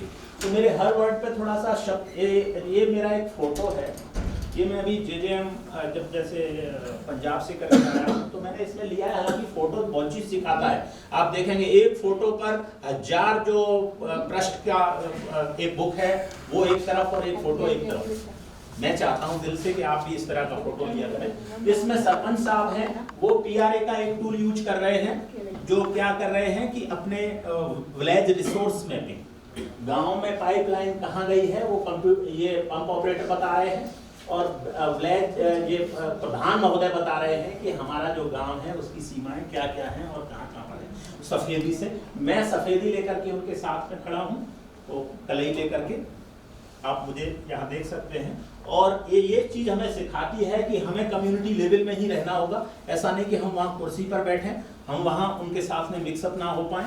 और इसलिए हमें जब प्रधान महोदय जब वहाँ पर हैं तो इसका मतलब है सारा गांव जुड़ा हुआ है। 50% से ज़्यादा रेशो महिलाओं का है यहाँ पर, और जगह ऐसी ढूंढी गई है जो कि कॉमन हो, पब्लिक प्लेस हो, और वहाँ पर मतलब जो है ये एक्टिविटी हो रही है जिससे किसी को भी मतलब जो है हेजिटेशन ना हो, किसी कोई भी फेयरफुली या कोई किसी को ये महसूस ना हो कि मुझे यहाँ बुलाया नहीं गया, न्योता नहीं दिया गया। और सबको एक बार ढोल से वो जो है गाँव में चौंडी मतलब बोल करके और गुरुद्वारे के द्वारा अनाउंस करके बता दिया गया है कि इस तरह से ये एक प्रोग्राम हो रहा है, यहाँ पर सबको आना है। तो धीरे धीरे लोग आ रहे हैं। और इसके साथ में गांव के जो मेहतर हैं वो आप सामने देख रहे हैं, झाड़ू के साथ में उनको भी सारी गलियों का पता है, वो भी यहाँ पीआरए में पूरी तरह से शामिल हो रही हैं। इस एक्टिविटी का मतलब होता है कि कम्युनिटी का हर वर्ग वहाँ पर मौजूद है और उसमें ओनरशिप है कि गांव में मेरा है और मेरे गांव की हर गली के बारे में जानता हूं, पाइपलाइन कहाँ डली हुई है उसके बारे में भी जानता हूं और कहाँ डलनी चाहिए उसके बारे में भी मैं बताऊं। तो ये फोटो जो है जो आपको कह रहा है वो ये भी कह रहा है कि एनवायरमेंटली हो, यहाँ पेड़ की छाया भी है और इस तरह से एक पब्लिक प्लेस भी है। एक उच्च सबसे टॉप मोस्ट जो है प्रधान मतलब जो सरपंच बोलते हैं पंजाब में, वो महोदय जो है अब खुद जो है सफेदी से कलई से नक्शा बना रहे हैं। तो इसका मतलब है हर गली के बारे में, हर उसके बारे में ये पंप ऑपरेटर बता रहे हैं कि पाइपलाइन कहाँ डली हुई है। तो ये भी आपको सारा जो इस फोटो से पता चल रहा है। तो नेक्स्ट क्लिक करने के लिए क्या मुझे, मैं थोड़ा सा फैमिलियर नहीं हूँ योगिता जी, मैं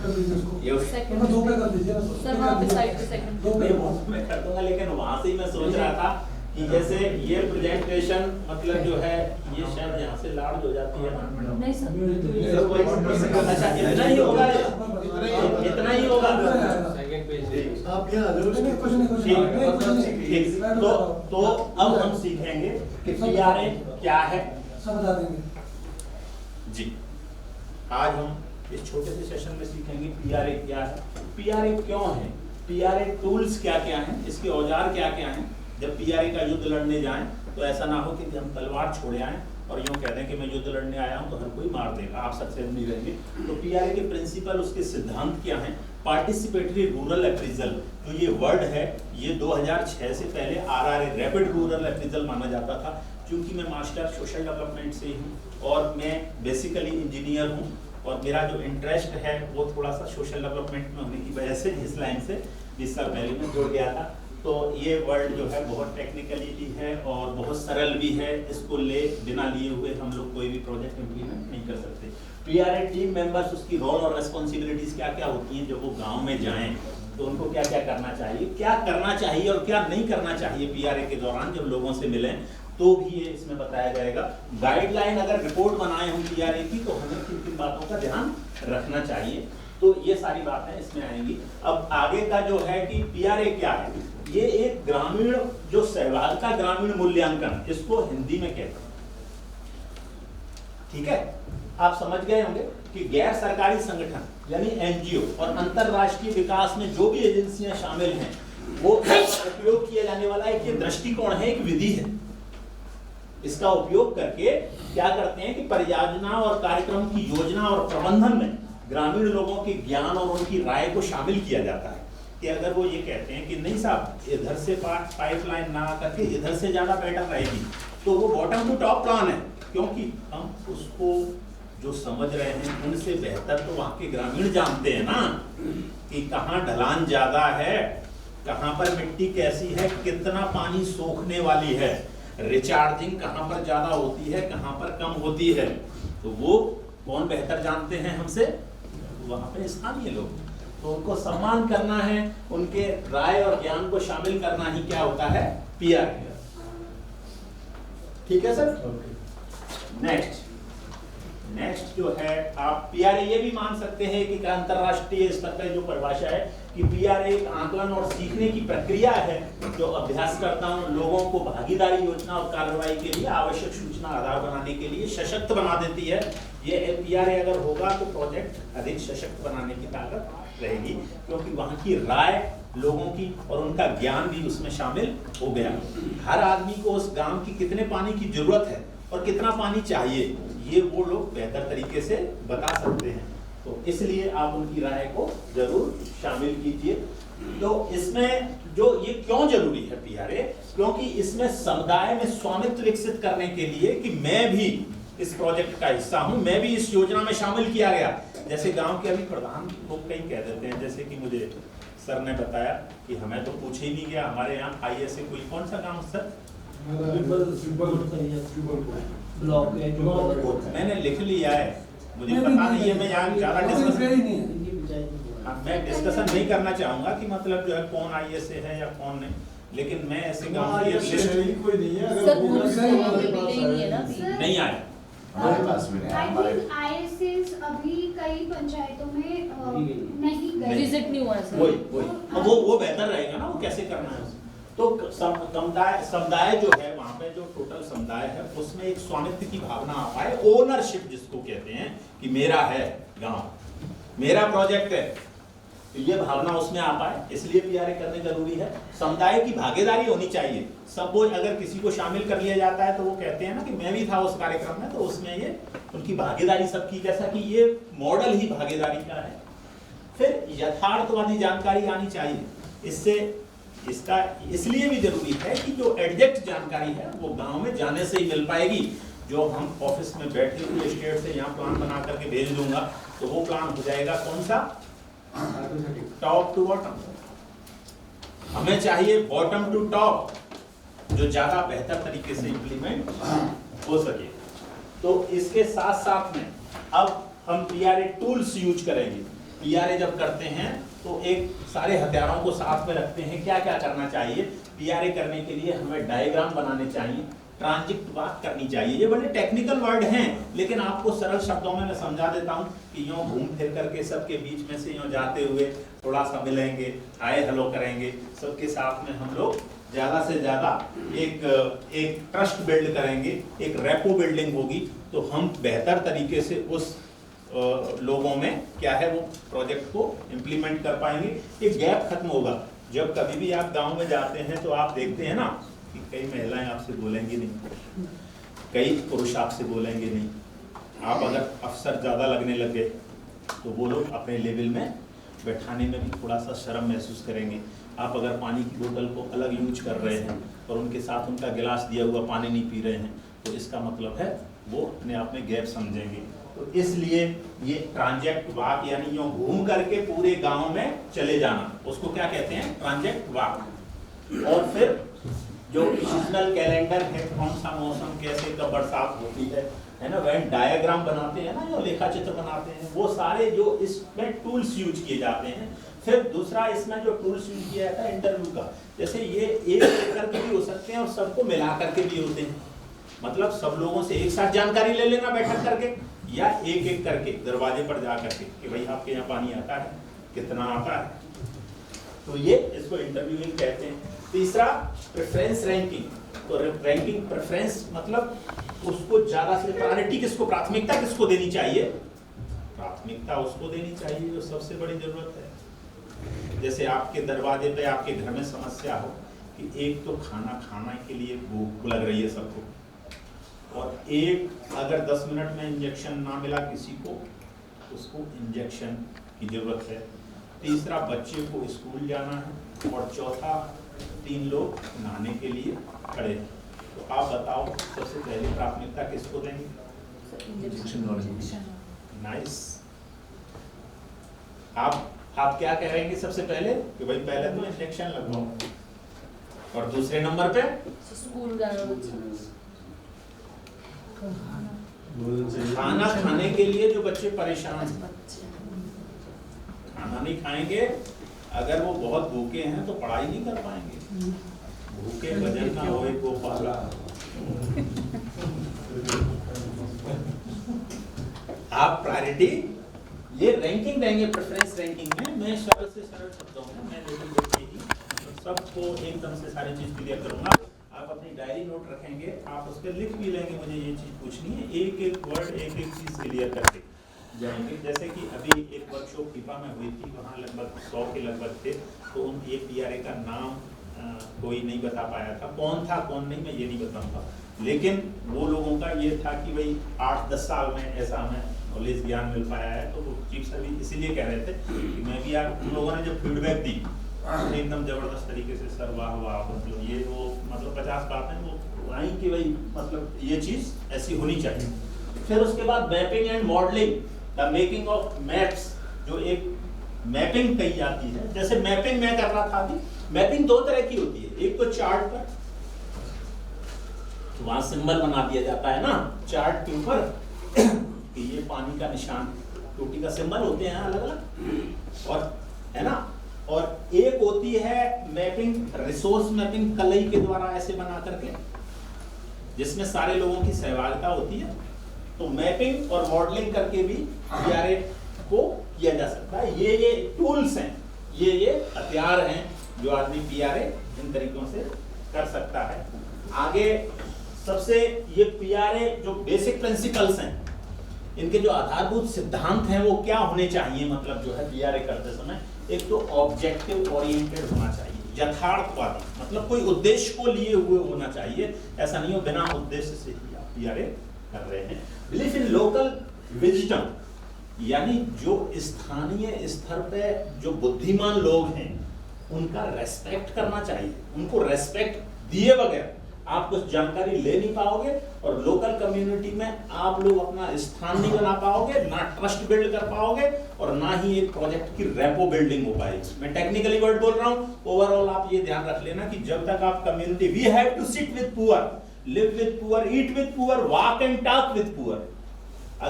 अगर हम लोग उनके साथ में चलेंगे फिरेंगे नहीं, पुअर्स के साथ में बैठेंगे नहीं, तो हम उनकी पॉवर्टी को समझ नहीं पाएंगे, उनके इश्यूज को समझ नहीं पाएंगे, उनको पानी की दिक्कत क्या है। जैसे महिलाएं समझती हैं ना पानी की दिक्कत को, 3 गिलास पानी। Basically I am from Rajasthan, तो राजस्थान में IWRMP जो IWRM है, आप समझते होंगे पीआरए के, उसमें यूरोपियन कमीशन के साथ में मैं रहा, और काफी सारे प्रोजेक्टों में। इसके बाद IWMP जो पानी से संबंधित ही रहा है, और ऐसे ही प्रोजेक्टों में क्या है कि सब में ओवरऑल निकल के आ रहा है कि जो महिलाएं हैं वो बेहतर तरीके से समझती हैं। 10 किलोमीटर दूर जाकर के एक छोटा सा जब मटका लेके आती है महिलाएं, तो उसको पता है कि 3 गिलास वो पी जाएगा, आधा गिलास इसमें बचेगा, तो आधा गिलास मेरे लिए रहेगा। तो वहाँ घी पिला देते हैं, राजस्थान में कहावत है, लेकिन पानी फिर भी मिलना मुश्किल होता है। तो वहाँ पानी की वैल्यू समझते आती है। यूनिसेफ ने ये अभी घोषणा की है कि हिमाचल का प्रदेश का पानी भारत में सबसे टॉप लेवल पे क्वालिटी में है। आपको खुशी होनी चाहिए। और इसी पानी की बोतल 750 रुपये से ज़्यादा एक बोतल जो है अमेरिका की मिलिट्री पीती है, जो पीएच और ये सारी बातें हो रही थी, पार्ट्स पर मिलियन जो है, क्या क्या उसमें चीज़ें हैं, फ्लोराइड कितना होना चाहिए। हमारे सोजत और जलतारण में राजस्थान में पाली में सबसे ज़्यादा फ्लोराइड होता है, लेकिन भगवान ने जहाँ पर होता है कोई चीज नेगेटिव, तो वहाँ की मेहंदी जो है सोजत की, आपको देख रहे थे ना, पढ़ते होंगे कि अमिताभ बच्चन के बेटे की शादी हुई, सोजत से मेहंदी लाई गई, जहाँ फ्लोराइड हो रहा है वहीं पे सबसे बढ़िया मेहंदी। तो कहने का मतलब ये है क्वालिटी पर भी अलग अलग चीजें डिपेंड रहती है। बिलीफ जेंडर सेंसिटिव होना चाहिए, सेंसिटिव, ये बहुत ज्यादा जरूरी है। किसी राजस्थान में महिलाओं से कहेंगे, वहाँ पढ़ी से पढ़ी महिलाएं हैं, we should not revolt over best traditions. अच्छी जो परंपराएं हैं उनका विरोध कभी नहीं कर सकते, ना करना चाहिए। अगर आप उनमें जाकर के कहेंगे कि घूंघट उठा के बात करो, तिवारी जी ढकते हैं तो समस्या वाली बात हो जाती है ना। तो कहने का मतलब ये है कि हमें उनके उसमें ध्यान रखना है, जेंडर सेंसिटिव होना बहुत जरूरी है ना। उनके जो रीति रिवाज हैं वो सब हम लोग इसको फॉलो करेंगे। और इसके बाद में जैसे वहाँ पर पीआरए करने जाते हैं तो इसमें मुख्यतः 2 आदमी होते हैं, एक तो फैसिलिटेटर होता है और एक डॉक्यूमेंटेशन जो लिखने वाला होता है, वो सारा मतलब जो सूची तैयार करता है, विवरण तैयार करता है, डॉक्यूमेंटेशन। तो फैसिलिटेटर क्या काम करेगा कि वो इंट्रोड्यूस पीआरए टूल्स को करवाएगा कि भाई ये यहाँ पर एक पर्चियाँ दी जा रही हैं, जिनके घर 5-5 लीटर पानी आता है वो पर्चियाँ अलग हैं, और 10-10 लीटर आता है वो अलग हैं, जिनके यहाँ 5 नल का कनेक्शन नहीं है उनके लिए पर्चियाँ अलग हैं। ऐसे करके एक्सरसाइज होती है।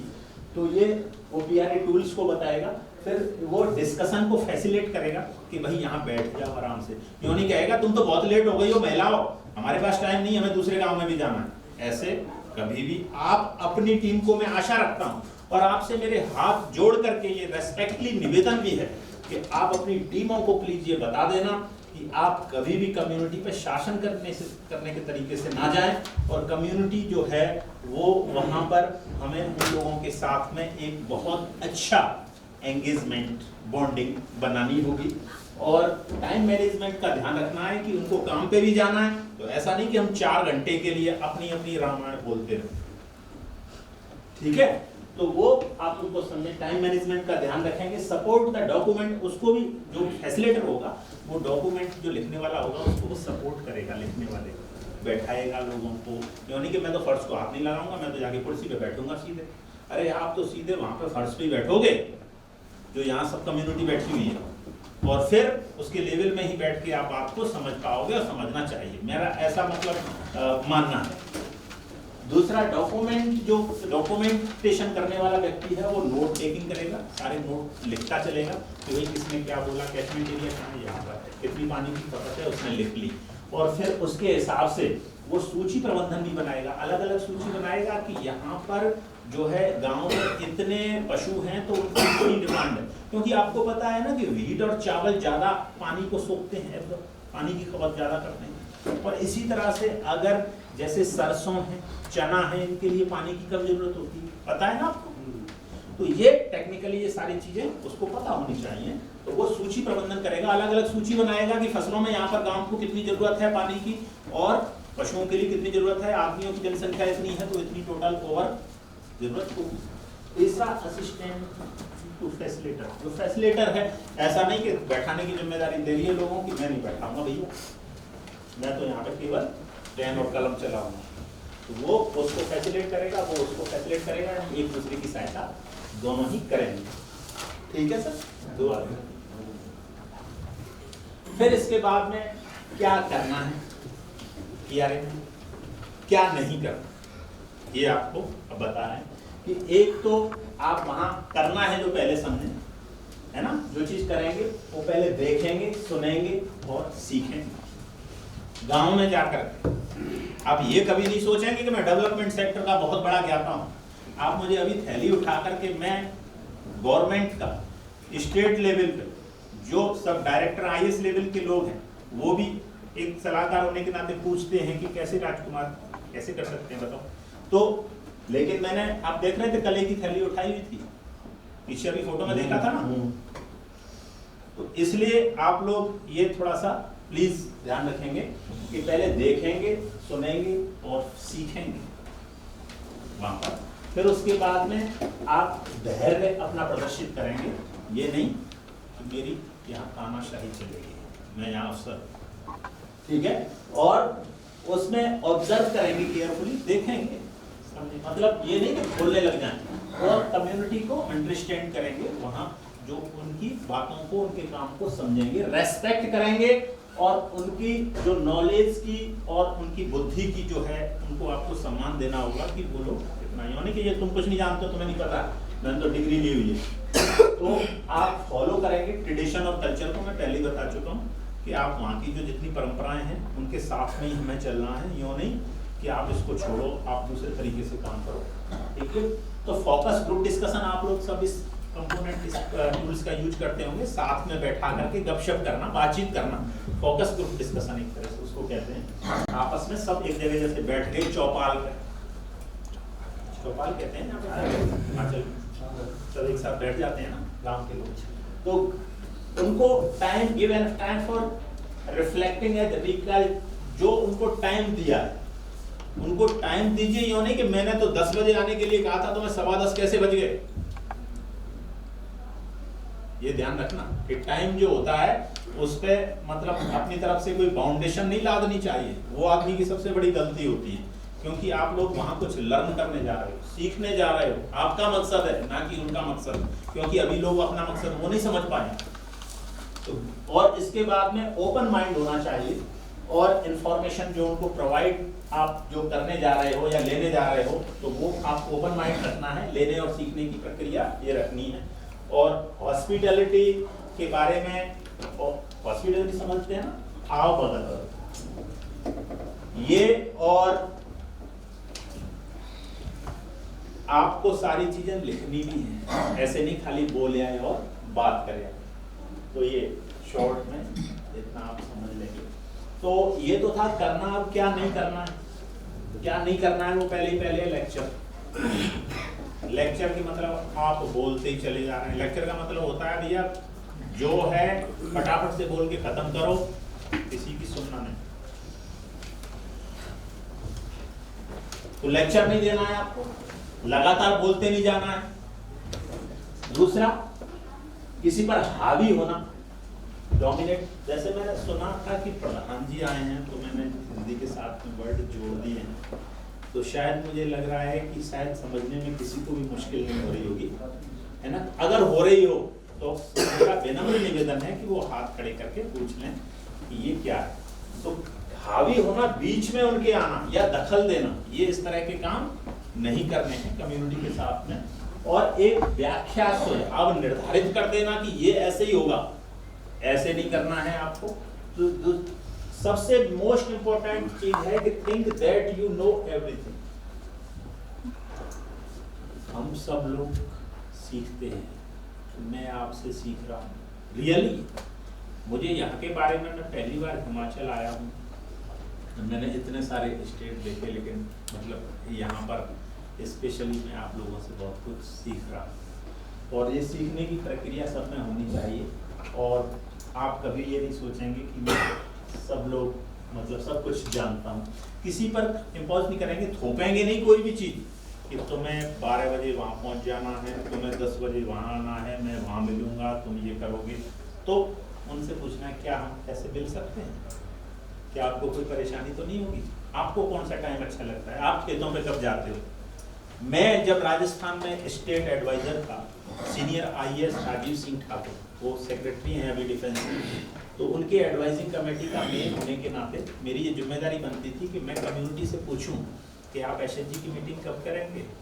वो बताते थे कि हम दिन में तो खेतों पर जाएंगे सर, हमें तो रात का या सुबह का टाइम मिलता है। तो जब मैं 9:30 बजे या 9 बजे जाके जब खाना बना लेती थी ना, तो अचानक जब हमारी कार पहुँचती थी तो हम लोग खाली वहाँ पीछे बैठ जाते थे, ऑब्जर्व करते थे, फिर अपनी रिपोर्ट भेजते थे डिस्ट्रिक्ट वालों को कि आपके यहाँ थोड़ा इस तरीके से और बेहतर होना चाहिए, पानी की प्रकाश की वहाँ पर ज़रूरत है, पानी और प्रकाश की, इस तरह से आप अपने स्तर पर कैसे कर सकते हैं। तो ये हम लोगों को प्लानिंग डिजाइनिंग डिस्ट्रिक्ट वालों को इम्प्लीमेंटेशन करने के लिए देना होता था। तो कहने का मतलब ये होता कि कोई चीज़ थोपनी नहीं और सब्जेक्ट से हट नहीं जाना है, रेस्टलेस रहना है, मतलब बेचैन रहना है जानने के लिए। ऐसे नहीं मैं तो खट पे जाकर के आराम कर लूँगा, रेस्टलेस, हर समय आपको जानने के लिए बेचैन रहना है कि जानकारी मिल सके। क्या मेरी बात को सभी समझ रहे हैं? मतलब स्ट्रांगली आवाज ना आने का अचानक में जब मैं पूछता हूँ तो पॉजिटिवली एकदम स्ट्रांग जो वॉइस होती है वो ना आने पर मैं थोड़ा सा निराश हो जाता हूँ। प्लीज तो इसका मतलब है सबको सुस्ती आ गई है। तो इसके बाद में अवमानना किसी की नहीं करनी है, अविश्वास किसी पर नहीं करना है। कोई कह देगा कि यहाँ तो साहब सबसे बढ़िया पानी इकट्ठा होना रहेगा, उसको यहाँ कहेंगे नहीं, ऐसे आप कम्युनिटी में डायरेक्टली नहीं कह सकते हैं। और किसी को मतलब इस तरह से कि जैसे कि शत्रुता प्रदर्शित कर रहे हैं क्या आप वहां पर, मतलब ये है कि एक इन्वेस्टिगेटर के तरीके से गए हैं तो वहां आपको सारे रिश्ते और वो चीज, मतलब कोई पुराना होगा, लोकल भी आदमी अगर वहां काम कर रहे हैं तो आपको वहां शत्रुता वाला कभी भी प्रदर्शित करने वाला भाव नहीं रखना है। तो एक मिनट्स डिटेल लेना आप भूलेंगे नहीं, जो सारी चीज आपने करी है वो वहां भूलेंगे। ये एक फोटो है, जैसा मैंने बताया कि मेरा एक फोटो जो होता है वो लगभग 100 पेज की किताब होता है। जैसे पहला पेज था, इस तरह से ये फोटो है। आप इससे समझ सकते हैं कि PRA का जो मेन सिद्धांत है वो किस तरह से है। अब यहाँ पर इन्वेस्टिगेटर गए हैं, है ना, अब कोई इस तरह का आदमी चला गया है, वो यूं कह रहा है कि अपने आदमियों को तुमने काम पे क्यों भेज दिया, भाई क्यों भेज दिया। और हमने आपको क्लियरली बोला था कि भाई यहाँ रुकने के लिए, और ये टाइम जो है सबसे बढ़िया है इवनिंग की बजाय, दोपहर के लिए रुकना। इससे पूछो या उन आदमियों से पूछो कि भाई वो तो कमाने पे अपना ध्यान देंगे, उनको रात को रोटी खानी है। वो तुम उनको अगर दिन में रुकने के लिए कहोगे तो दिन में कमाने नहीं जाएंगे। वो अगर शाम को कहेंगे तो शाम को ही तो आना पड़ेगा आपको। तो इसलिए ये फोटो क्या बताता है कि इसके जो जेस्चर्स हैं वो इस तरह से कह रहे हैं, पानी भरते हुए महिलाओं को और कह रहे हैं, मतलब काम करते हुए किसी को आकर के आप डिस्टर्ब करते हैं, उनके पास उनका टाइम मैनेजमेंट होता है, तो वो आप कभी भी इस तरह से नहीं करेंगे। और आप अपने, ये तो बेचारा सहम के चली दिया ये तो सहम के चली दिया, ये डांट रहे हैं, फटकार रहे हैं, मैं तो निकल ही जाऊं तो ये अच्छा है। वहाँ थोड़ा थोड़ा कम होना शुरू हो जाएंगे। और ये बेचारा ये बोल रहे हैं तो ये अब इसके बाद में ये कह रहा है कि मैं भी बोलूं, मैं भी थोड़ा सा आगे हो जाऊं तो लेकिन मतलब ओवरऑल मिला करके ये कहानी बता रही है कि फिर औरत ये परेशान होकर के एकदम इसमें हिम्मत आ गई, एक्साइटमेंट हो जाता है ना कि भाई हाथ जब ऊपर, बॉडी लैंग्वेज बताती है ना। तो जैसे कोई इंटरव्यू दे रहा है, इंटरव्यू देते देते उसका चश्मा उतर गया, इसका मतलब है वो पूरा फोकस उसके ही शब्दों पे दे रहा है। बॉडी लैंग्वेज बताती है ना, हाथ ऊपर हो गया तो इसका मतलब है खतरनाक, अब मत बोल ठीक है। तो इसलिए कम्युनिटी में जाएंगे तो हमें अपना एक अच्छे तरीके से मैनेजमेंट देना होगा। सर इसमें मैं एक और चीज़ ऐड कर सकती हूँ, ये पिक्चर ये भी दिखा रहा है क्योंकि जब भी हम जाते हैं कम्युनिटी पे हम फोकस भूल जाते हैं 50% ऑफ विमेन। हम यही सोच रहे हैं कि मर्द काम करते हैं, उन्हीं को बताएंगे, VWSC का वही वॉलंटियर होके आएंगे। एग्जैक्टली हमारे हम भूल जाते हैं कि मेन यूज फीमेल्स का रहता है वाटर में। हाँ। तो JJM की गाइडलाइन भी ये कहती है कि जब VWSC बनाए तो 50% से कम भागीदारी महिलाओं की नहीं होनी चाहिए। गॉन टू गॉन, मेरा ऐसा विश्वास है, बार बार चौथी बार शब्द कह रहा हूँ, जो हो गया सो हो गया। गलत में मैं ज्यादा वो नहीं करता हूँ कि वो गलत कर गए IAS से, वो फलाना ऐसा कर गया था, मैं थोड़ी था, अब कोई दूसरा जाएगा। अभी वहाँ पे भारद्वाज जी थे, अब तिवारी जी गए, भारद्वाज जी करके गए, मैं तो कोई जिम्मेदारी नहीं। गॉन टू गॉन यार, जाने दो, आपको क्या करना है। अब उनको सबको, मतलब सब लोगों को हमें मिलके देखना है। तो अब क्या है कि एक महिलाएं जो 50% नहीं है तो जोड़ लो, VWSC में जोड़ लो, क्या दिक्कत आ रही है? कोई दिक्कत वाली बात रहेगी क्या? कर सकते हैं।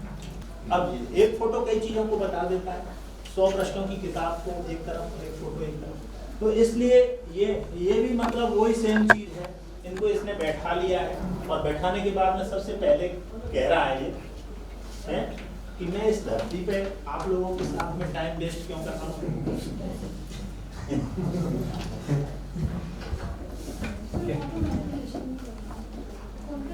क्या आपका दिमाग बूढ़ा हो गया है? मतलब इनको कह रहे हैं, है ना, कि मतलब बेचारे जो बुजुर्ग है ना, कि भाई आपका दिमाग भी बूढ़ा हो गया है, कि ये नहीं समझ रहे हैं ये लोग कि ये लोग तो इससे हजारों गुना ज्यादा नॉलेज रखते हैं। कहते हैं ना कि हमारे बाल ऐसे ही सफेद नहीं हुए हैं। तो इस चीज को थोड़ा सा समझना पड़ेगा कि कम्युनिटी के साथ में इस तरह का हमें बिहेव नहीं रखा जाए। ठीक है,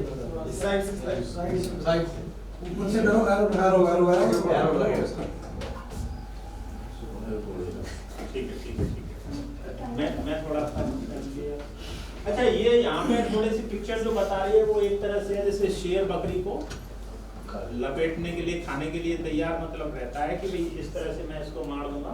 अब ये पीआरए कर रहे हैं और फिर वहां पर महिला बेचारी देख रहे हो ना, तो इस तरह से बैठे हुए हैं। और ये इनका जो आप बॉडी लैंग्वेज बता रही है कि भाई ये हावी होने के लिए और अपने आप को सर्व मान रहा है, ऐसा नहीं करना है कभी भी। तो आपको गाइडलाइन क्या कहती है कि जो रिपोर्ट जब बनाएं तो एक वो सिंपल सेंटेंस होने चाहिए, ये नहीं कि आप उसमें बहुत ऐसी चीजें लिख दें कि वो किसी की समझ में नहीं आ रही हैं। दूसरा, जब रिपोर्ट बनाएं तो रिपोर्ट को उसमें जो प्लानिंग के हिसाब से जो नीड है, नीडफुल जो प्लानिंग है वही उसमें करें। उन लोगों के निष्कर्ष और विवरणों को भी उसमें बताएं कि यार यहाँ पानी की कमी है और यहाँ पर पानी की क्वालिटी की कमी है, तो इस तरह से उनका वो निर्णय भी ले सकते हैं। और कैची सेंटेंस जो कि उपयोग में लिए जा सके उनको ही यूज करें और इस तरह के क्रमबद्ध तरीके से जो है रिपोर्ट बनाएं और उसमें प्रासंगिक उपशीर्षक भी लिखें। जैसे मैंने बता दिया क्या करें क्या ना करें तो सब, तो इस तरह से थोड़े से क्या है कि हमें हेडिंग जो है बनाने चाहिए। जैसे मैंने कुछ लोग रिपोर्ट मुझे दिखाते हैं तो रिपोर्टें इतनी शानदार है, मजा आ जाता है जैसे कि देख के। रिपोर्ट देखते ही मतलब आदमी समझ जाता है कि बहुत सारी चीजें बहुत अच्छी हो रही हैं। रिपोर्ट में मतलब जो है कम से कम वैसे नहीं बता पाए तो रिपोर्ट में तो वो चीज आनी चाहिए ना, क्लियर कट स्थिति आनी चाहिए बिल्कुल। तो फिर उसके बाद में है कि जो सब चैप्टर में कि वो उसमें एविडेंस भी होना चाहिए, प्रूफ। जैसे फोटो होना चाहिए बाकायदा, 100 फोटो एक साथ नहीं, एक फोटो बढ़िया सा जो बता रहा हो कि ये जो जानकारी दी जा रही है इसका फोटो ये फोटो भी हो। और उसके बाद में चार्ट, टैबलेट, डायग्राम भी उसमें अपनी रिपोर्ट में होने चाहिए। आप रिपोर्ट आपने बनाई है सब, तो इस तरीके से वहाँ सर्कुलेट ड्राफ्ट रिपोर्ट भी उन मेंबरों के बीच में भी की जानी चाहिए जहाँ पे आपने पीआरए किया है। उन लोगों को भी पता चलना चाहिए, प्रधान साहब को भी पता चलना चाहिए कि मेरे गांव के पानी की डिमांड इतनी है और अभी इतना पानी आ रहा है। ऐसे नहीं कि आप तो वहाँ से चल दो, अब तो प्रधान जी से जो जानकारी लेनी थी ले ली। तो मतलब इस तरह से आपको उनके बीच में भी लोकल लैंग्वेज में उनको कन्विंस करना है, ना कि अपनी भाषा में। इसलिए प्राथमिकता दें कि पीआरए में थोड़ा एक आदमी बाकी लैंग्वेज का जानने वाला जरूर हुआ हो। तो जो बताया गया है उस चीज को ही रिपोर्ट में डालना, ये नहीं कि अपनी मर्जी से आप वहां बता रहे हैं 5 लीटर नहीं यार, बता रहा था 10 रिकॉर्डों में 10 है, तुम तो 10 ही डालो। तो जो बताया गया है वही चीज उसको वहां पर रिकॉर्ड में हमें डालनी है। तो जैसे कि मुझे टाइम दिया गया था, अब आपका कोई भी इस तरह का क्वेश्चन हो, आंसर हो ओपन हाउस में, तो ये केवल और केवल 5 मिनट का टाइम।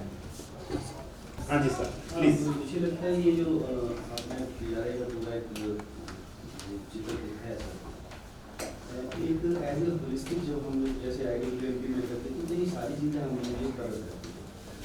बेहतर होगा अगर आप पानी को लेकर, क्योंकि विषय हमारा एक, ठीक है, पानी को लेकर थोड़ा फोकस्ड टिप्स भी इसमें ऐड करेंगे शायद।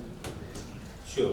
पानी को लेकर के मुझे लगा कि जब ये यहाँ पर पीआरए हुआ है, क्योंकि इतना समय भी नहीं होता है वहाँ भी जानते हैं। बिल्कुल बिल्कुल। अच्छा, पानी को लेकर के हमारे यहाँ पर मतलब जैसे ये पीआरए हुआ है ना, इसका एक मेन पार्ट है, आप समझ रहे हैं। आप कौन से ऑर्गेनाइजेशन से? मैं ईरा से हैं। तो मैंने शायद आपसे पूछा भी था एक बार व्हाट्सएप पर कि आप पीआरए कैसे करते हैं। मुझे याद आया कि मैंने आपसे पूछा था कि आप पीआरए कैसे करते हैं, मतलब आप क्या उन प्रिंसिपल्स को ले रहे हैं, क्या आपने उनको उसमें शामिल किया है पीआरए का। अब यहीं पे आप सोचें कि ये तो खत्म हो गया, ये पता नहीं क्यों हम अपना टाइम बर्बाद और हमारा करने के लिए। मेरा कहने का मतलब है अभी आप जैसे अभी और काम करेंगे तो कम्युनिटी में एक रेपो बिल्डिंग हो या ट्रस्ट बिल्डिंग हो या डेटा लेना हो या हमें कोई इम्प्लीमेंट करना हो, कम्युनिटी में जाकर के जो बैठना है, जो हम नहीं कर पाए हैं वो फिर से तो दोबारा कर लें भाई। कुछ नहीं से तो कुछ बेहतर बढ़िया है। पीआरए का नाम तक नहीं पता, इससे बदतर स्थिति क्या होगी? मुझसे मत सुनिए, एक एक करके मतलब जो है वो चीज आ जाती है जिसका पीपीटी जो है मतलब तक नहीं पता हो। इसका जो पीपीटी आपने बनाया है हम लोगों को चाहिए, उसको अगर भेज देंगे तो थोड़ा सा मैं आपको आईएसए की जो अपना ग्रुप है जी उसमें डालें। आप लोगों की जब प्रेजेंटेशन कंप्लीट हो जाएगी, सोचो आपका आईएसए से भी काम हो गया, सब कुछ हो गया, मेरा एक क्वेश्चन है, आप लोगों को कैसे पता लगेगा कि आपके गांव में जो काम हो रहा है या कितना काम हुआ है उसका स्टेटस आप कैसे पता करेंगे? डैशबोर्ड कौन सा है, कोई मुझे बता सकता है? मैं आपको बता रही हूँ।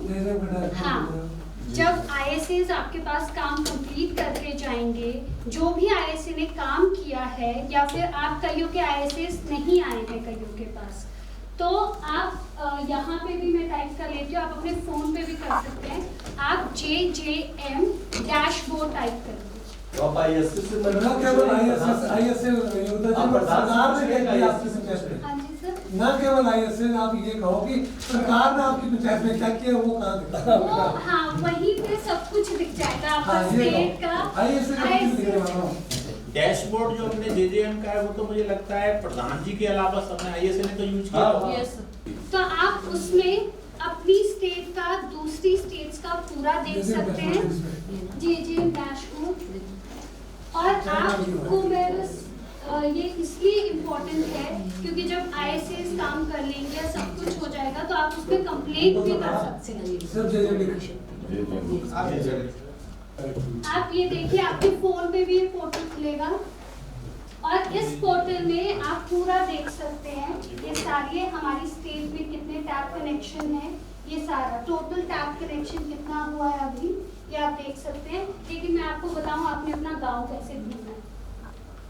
यहाँ पे सर्च है, इस सर्च में आप पहले अपनी स्टेट डालेंगे, आप सभी डालिए हिमाचल प्रदेश और हम भी डालेंगे हिमाचल प्रदेश। हिमाचल प्रदेश के बाद आप अपना डिस्ट्रिक्ट डालेंगे, हमारा डिस्ट्रिक्ट है शिमला और इसमें ये वही शो करेगा जहाँ पे आईएसए ने काम कर लिया है और कई जगह आईएसए ने काम कर दिया है लेकिन यहाँ पे शो नहीं होगा। दैट मीन्स हमारी स्टेट ने अपलोड नहीं की है इंफॉर्मेशन, तो आपको स्टेट को बोलना पड़ेगा कि आईएसए ने भी काम कर दिया है, हमारे एरिया में सब कुछ हो गया है, आप अपलोड करें। तो मैंने वैसे चेक किया था, जुब्बल नहीं आ रहा था, कोटखाई भी नहीं आ रहा था सर, इवन लाहौल स्पीति का भी अपडेटेड नहीं है। तो हम कब आपने किया विजिट? हाँ जी सर, मैंने कल ऐसा तो नहीं ना सर, आपको मैं चलो दिखा रही हूँ। इसमें आप नहीं, इसमें हम लाहौल स्पीति कौन सा डाटा नहीं है? लाहौल स्पीति से दिखा, देखिए हम और किन्नौर भी दिखा, लाहौल स्पीति क्लिक किया, अब लाहौल स्पीति का कोई गांव हो गया, अच्छा कोई भी गांव नहीं, जालमा लिख लो, जालमा पंचायत सिसु पता ही नहीं है, शिवाजी जी भूल गए। उदयपुर लिख दो, जालमा लिखो, जालमे लिख दो, उदयपुर लिख दो, राजा लिख दो, बड़े दूर चले गए लौट पूछो। ये उदयपुर आ गया इसको, ये उदयपुर हमने क्लिक कर लिया। अब यहाँ पे जितना गाँव नंबर ये देखिए सर खाली है, दैट मींस इसकी में कई बार लोड होने में टाइम लेता है, कई बार नहीं होगा, हो सकता है लोड होगा, वो कई बार टाइम लेता है मैम ये देखिए नंबर, हाँ इसमें ये है ब्लॉक क्या है, JJM स्टेटस 100% हर घर, यहाँ पे 100% हर घर में जल हो गया है। विलेज टाइप ST कंसंट्रेशन, ठीक है। विलेज एक्शन प्लान इनका बन चुका है क्योंकि कई गांव वाले बोलते हैं हमारा विलेज एक्शन हमें प्लान नहीं पता बना है कि नहीं बना है, तो आप इससे चेक कर सकते हो कि बना है और आप अपने प्रधान को या जो BRC है उनको बोल सकते हो हमें दिखाइए, ठीक है। आपकी ये पॉपुलेशन है, ठीक है। कमेटी है वेबसाइट से क्या करो यहाँ से आप अपना ये देख कमेटी भी है ये देखिए, ये पूरा आपका है टोटल क्या है with tap connection, running water, toilets, availability, आपकी ये सारा इसका है। इवन आपकी जो VWSE मेंबर्स बने हैं उनकी लिस्ट यहाँ अपलोडेड है, आप चेक कर सकते हैं कौन कौन है ये सारा और किसकी क्या डेजिग्नेशन है, ये सारा है। पहली पंचायत है, दूसरी कमेटी है।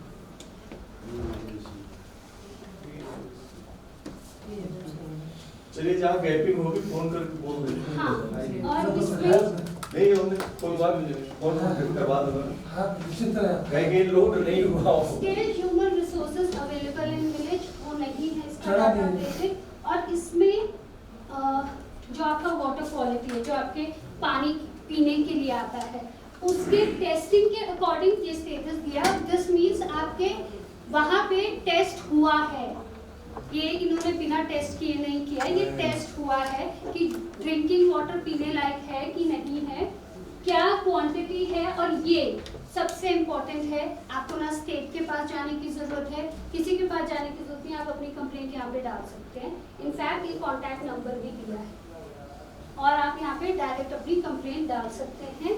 और ये नीचे है कि अगर आपने डोनेट करना है पर्टिकुलरली अपनी इस स्कीम के लिए, बेनिफिशरीज कितने हैं, आपके यहाँ पे कितनी स्कीमें चली है, वाटर सोर्सेज कितने हैं, तो ट्रेनिंग खत्म हो जाएगी, सब कुछ खत्म हो जाएगा। इस लिंक के थ्रू आप अपने गांव का पूरा ब्यौरा ले सकते हैं एंड डिस्कस कर सकते हैं अपने VWSEs किसी के साथ भी। और इसका फायदा ये है कि आप कहीं पर भी चला सकते हैं, आप कहीं पर भी हो, ये ज़रूरी नहीं है गांव में हो, आप कहीं पे भी हो सकते हो। क्योंकि मोदी जी एक चीज़ बोलते हैं, हमें डिजिटलाइज करना है इंडिया। डिजिटलाइज का मतलब यही है कि ट्रांसपेरेंसी ज़्यादा हो, आपको भी दिखे कि ISAs ने कितना काम किया है, स्टेट ने कितना काम किया है, और अगर कोई इश्यूज है तो ये बिल्कुल क्लियर है। तो आप याद रखिए JJM डैशबोर्ड, आप कभी भी ट्रेनिंग के बाद ये चीज़ आपके साथ रहेगी। और डायरेक्टर साहब से क्या चर्चा करनी है इस पे आप विचार कीजिएगा चाहे बीजेपी में, तो वो एक इम्पोर्टेंट रहेगा कि अथॉरिटीज आ रही है तो कुछ समाधान निकल के आना चाहिए। तो बोलिएगा।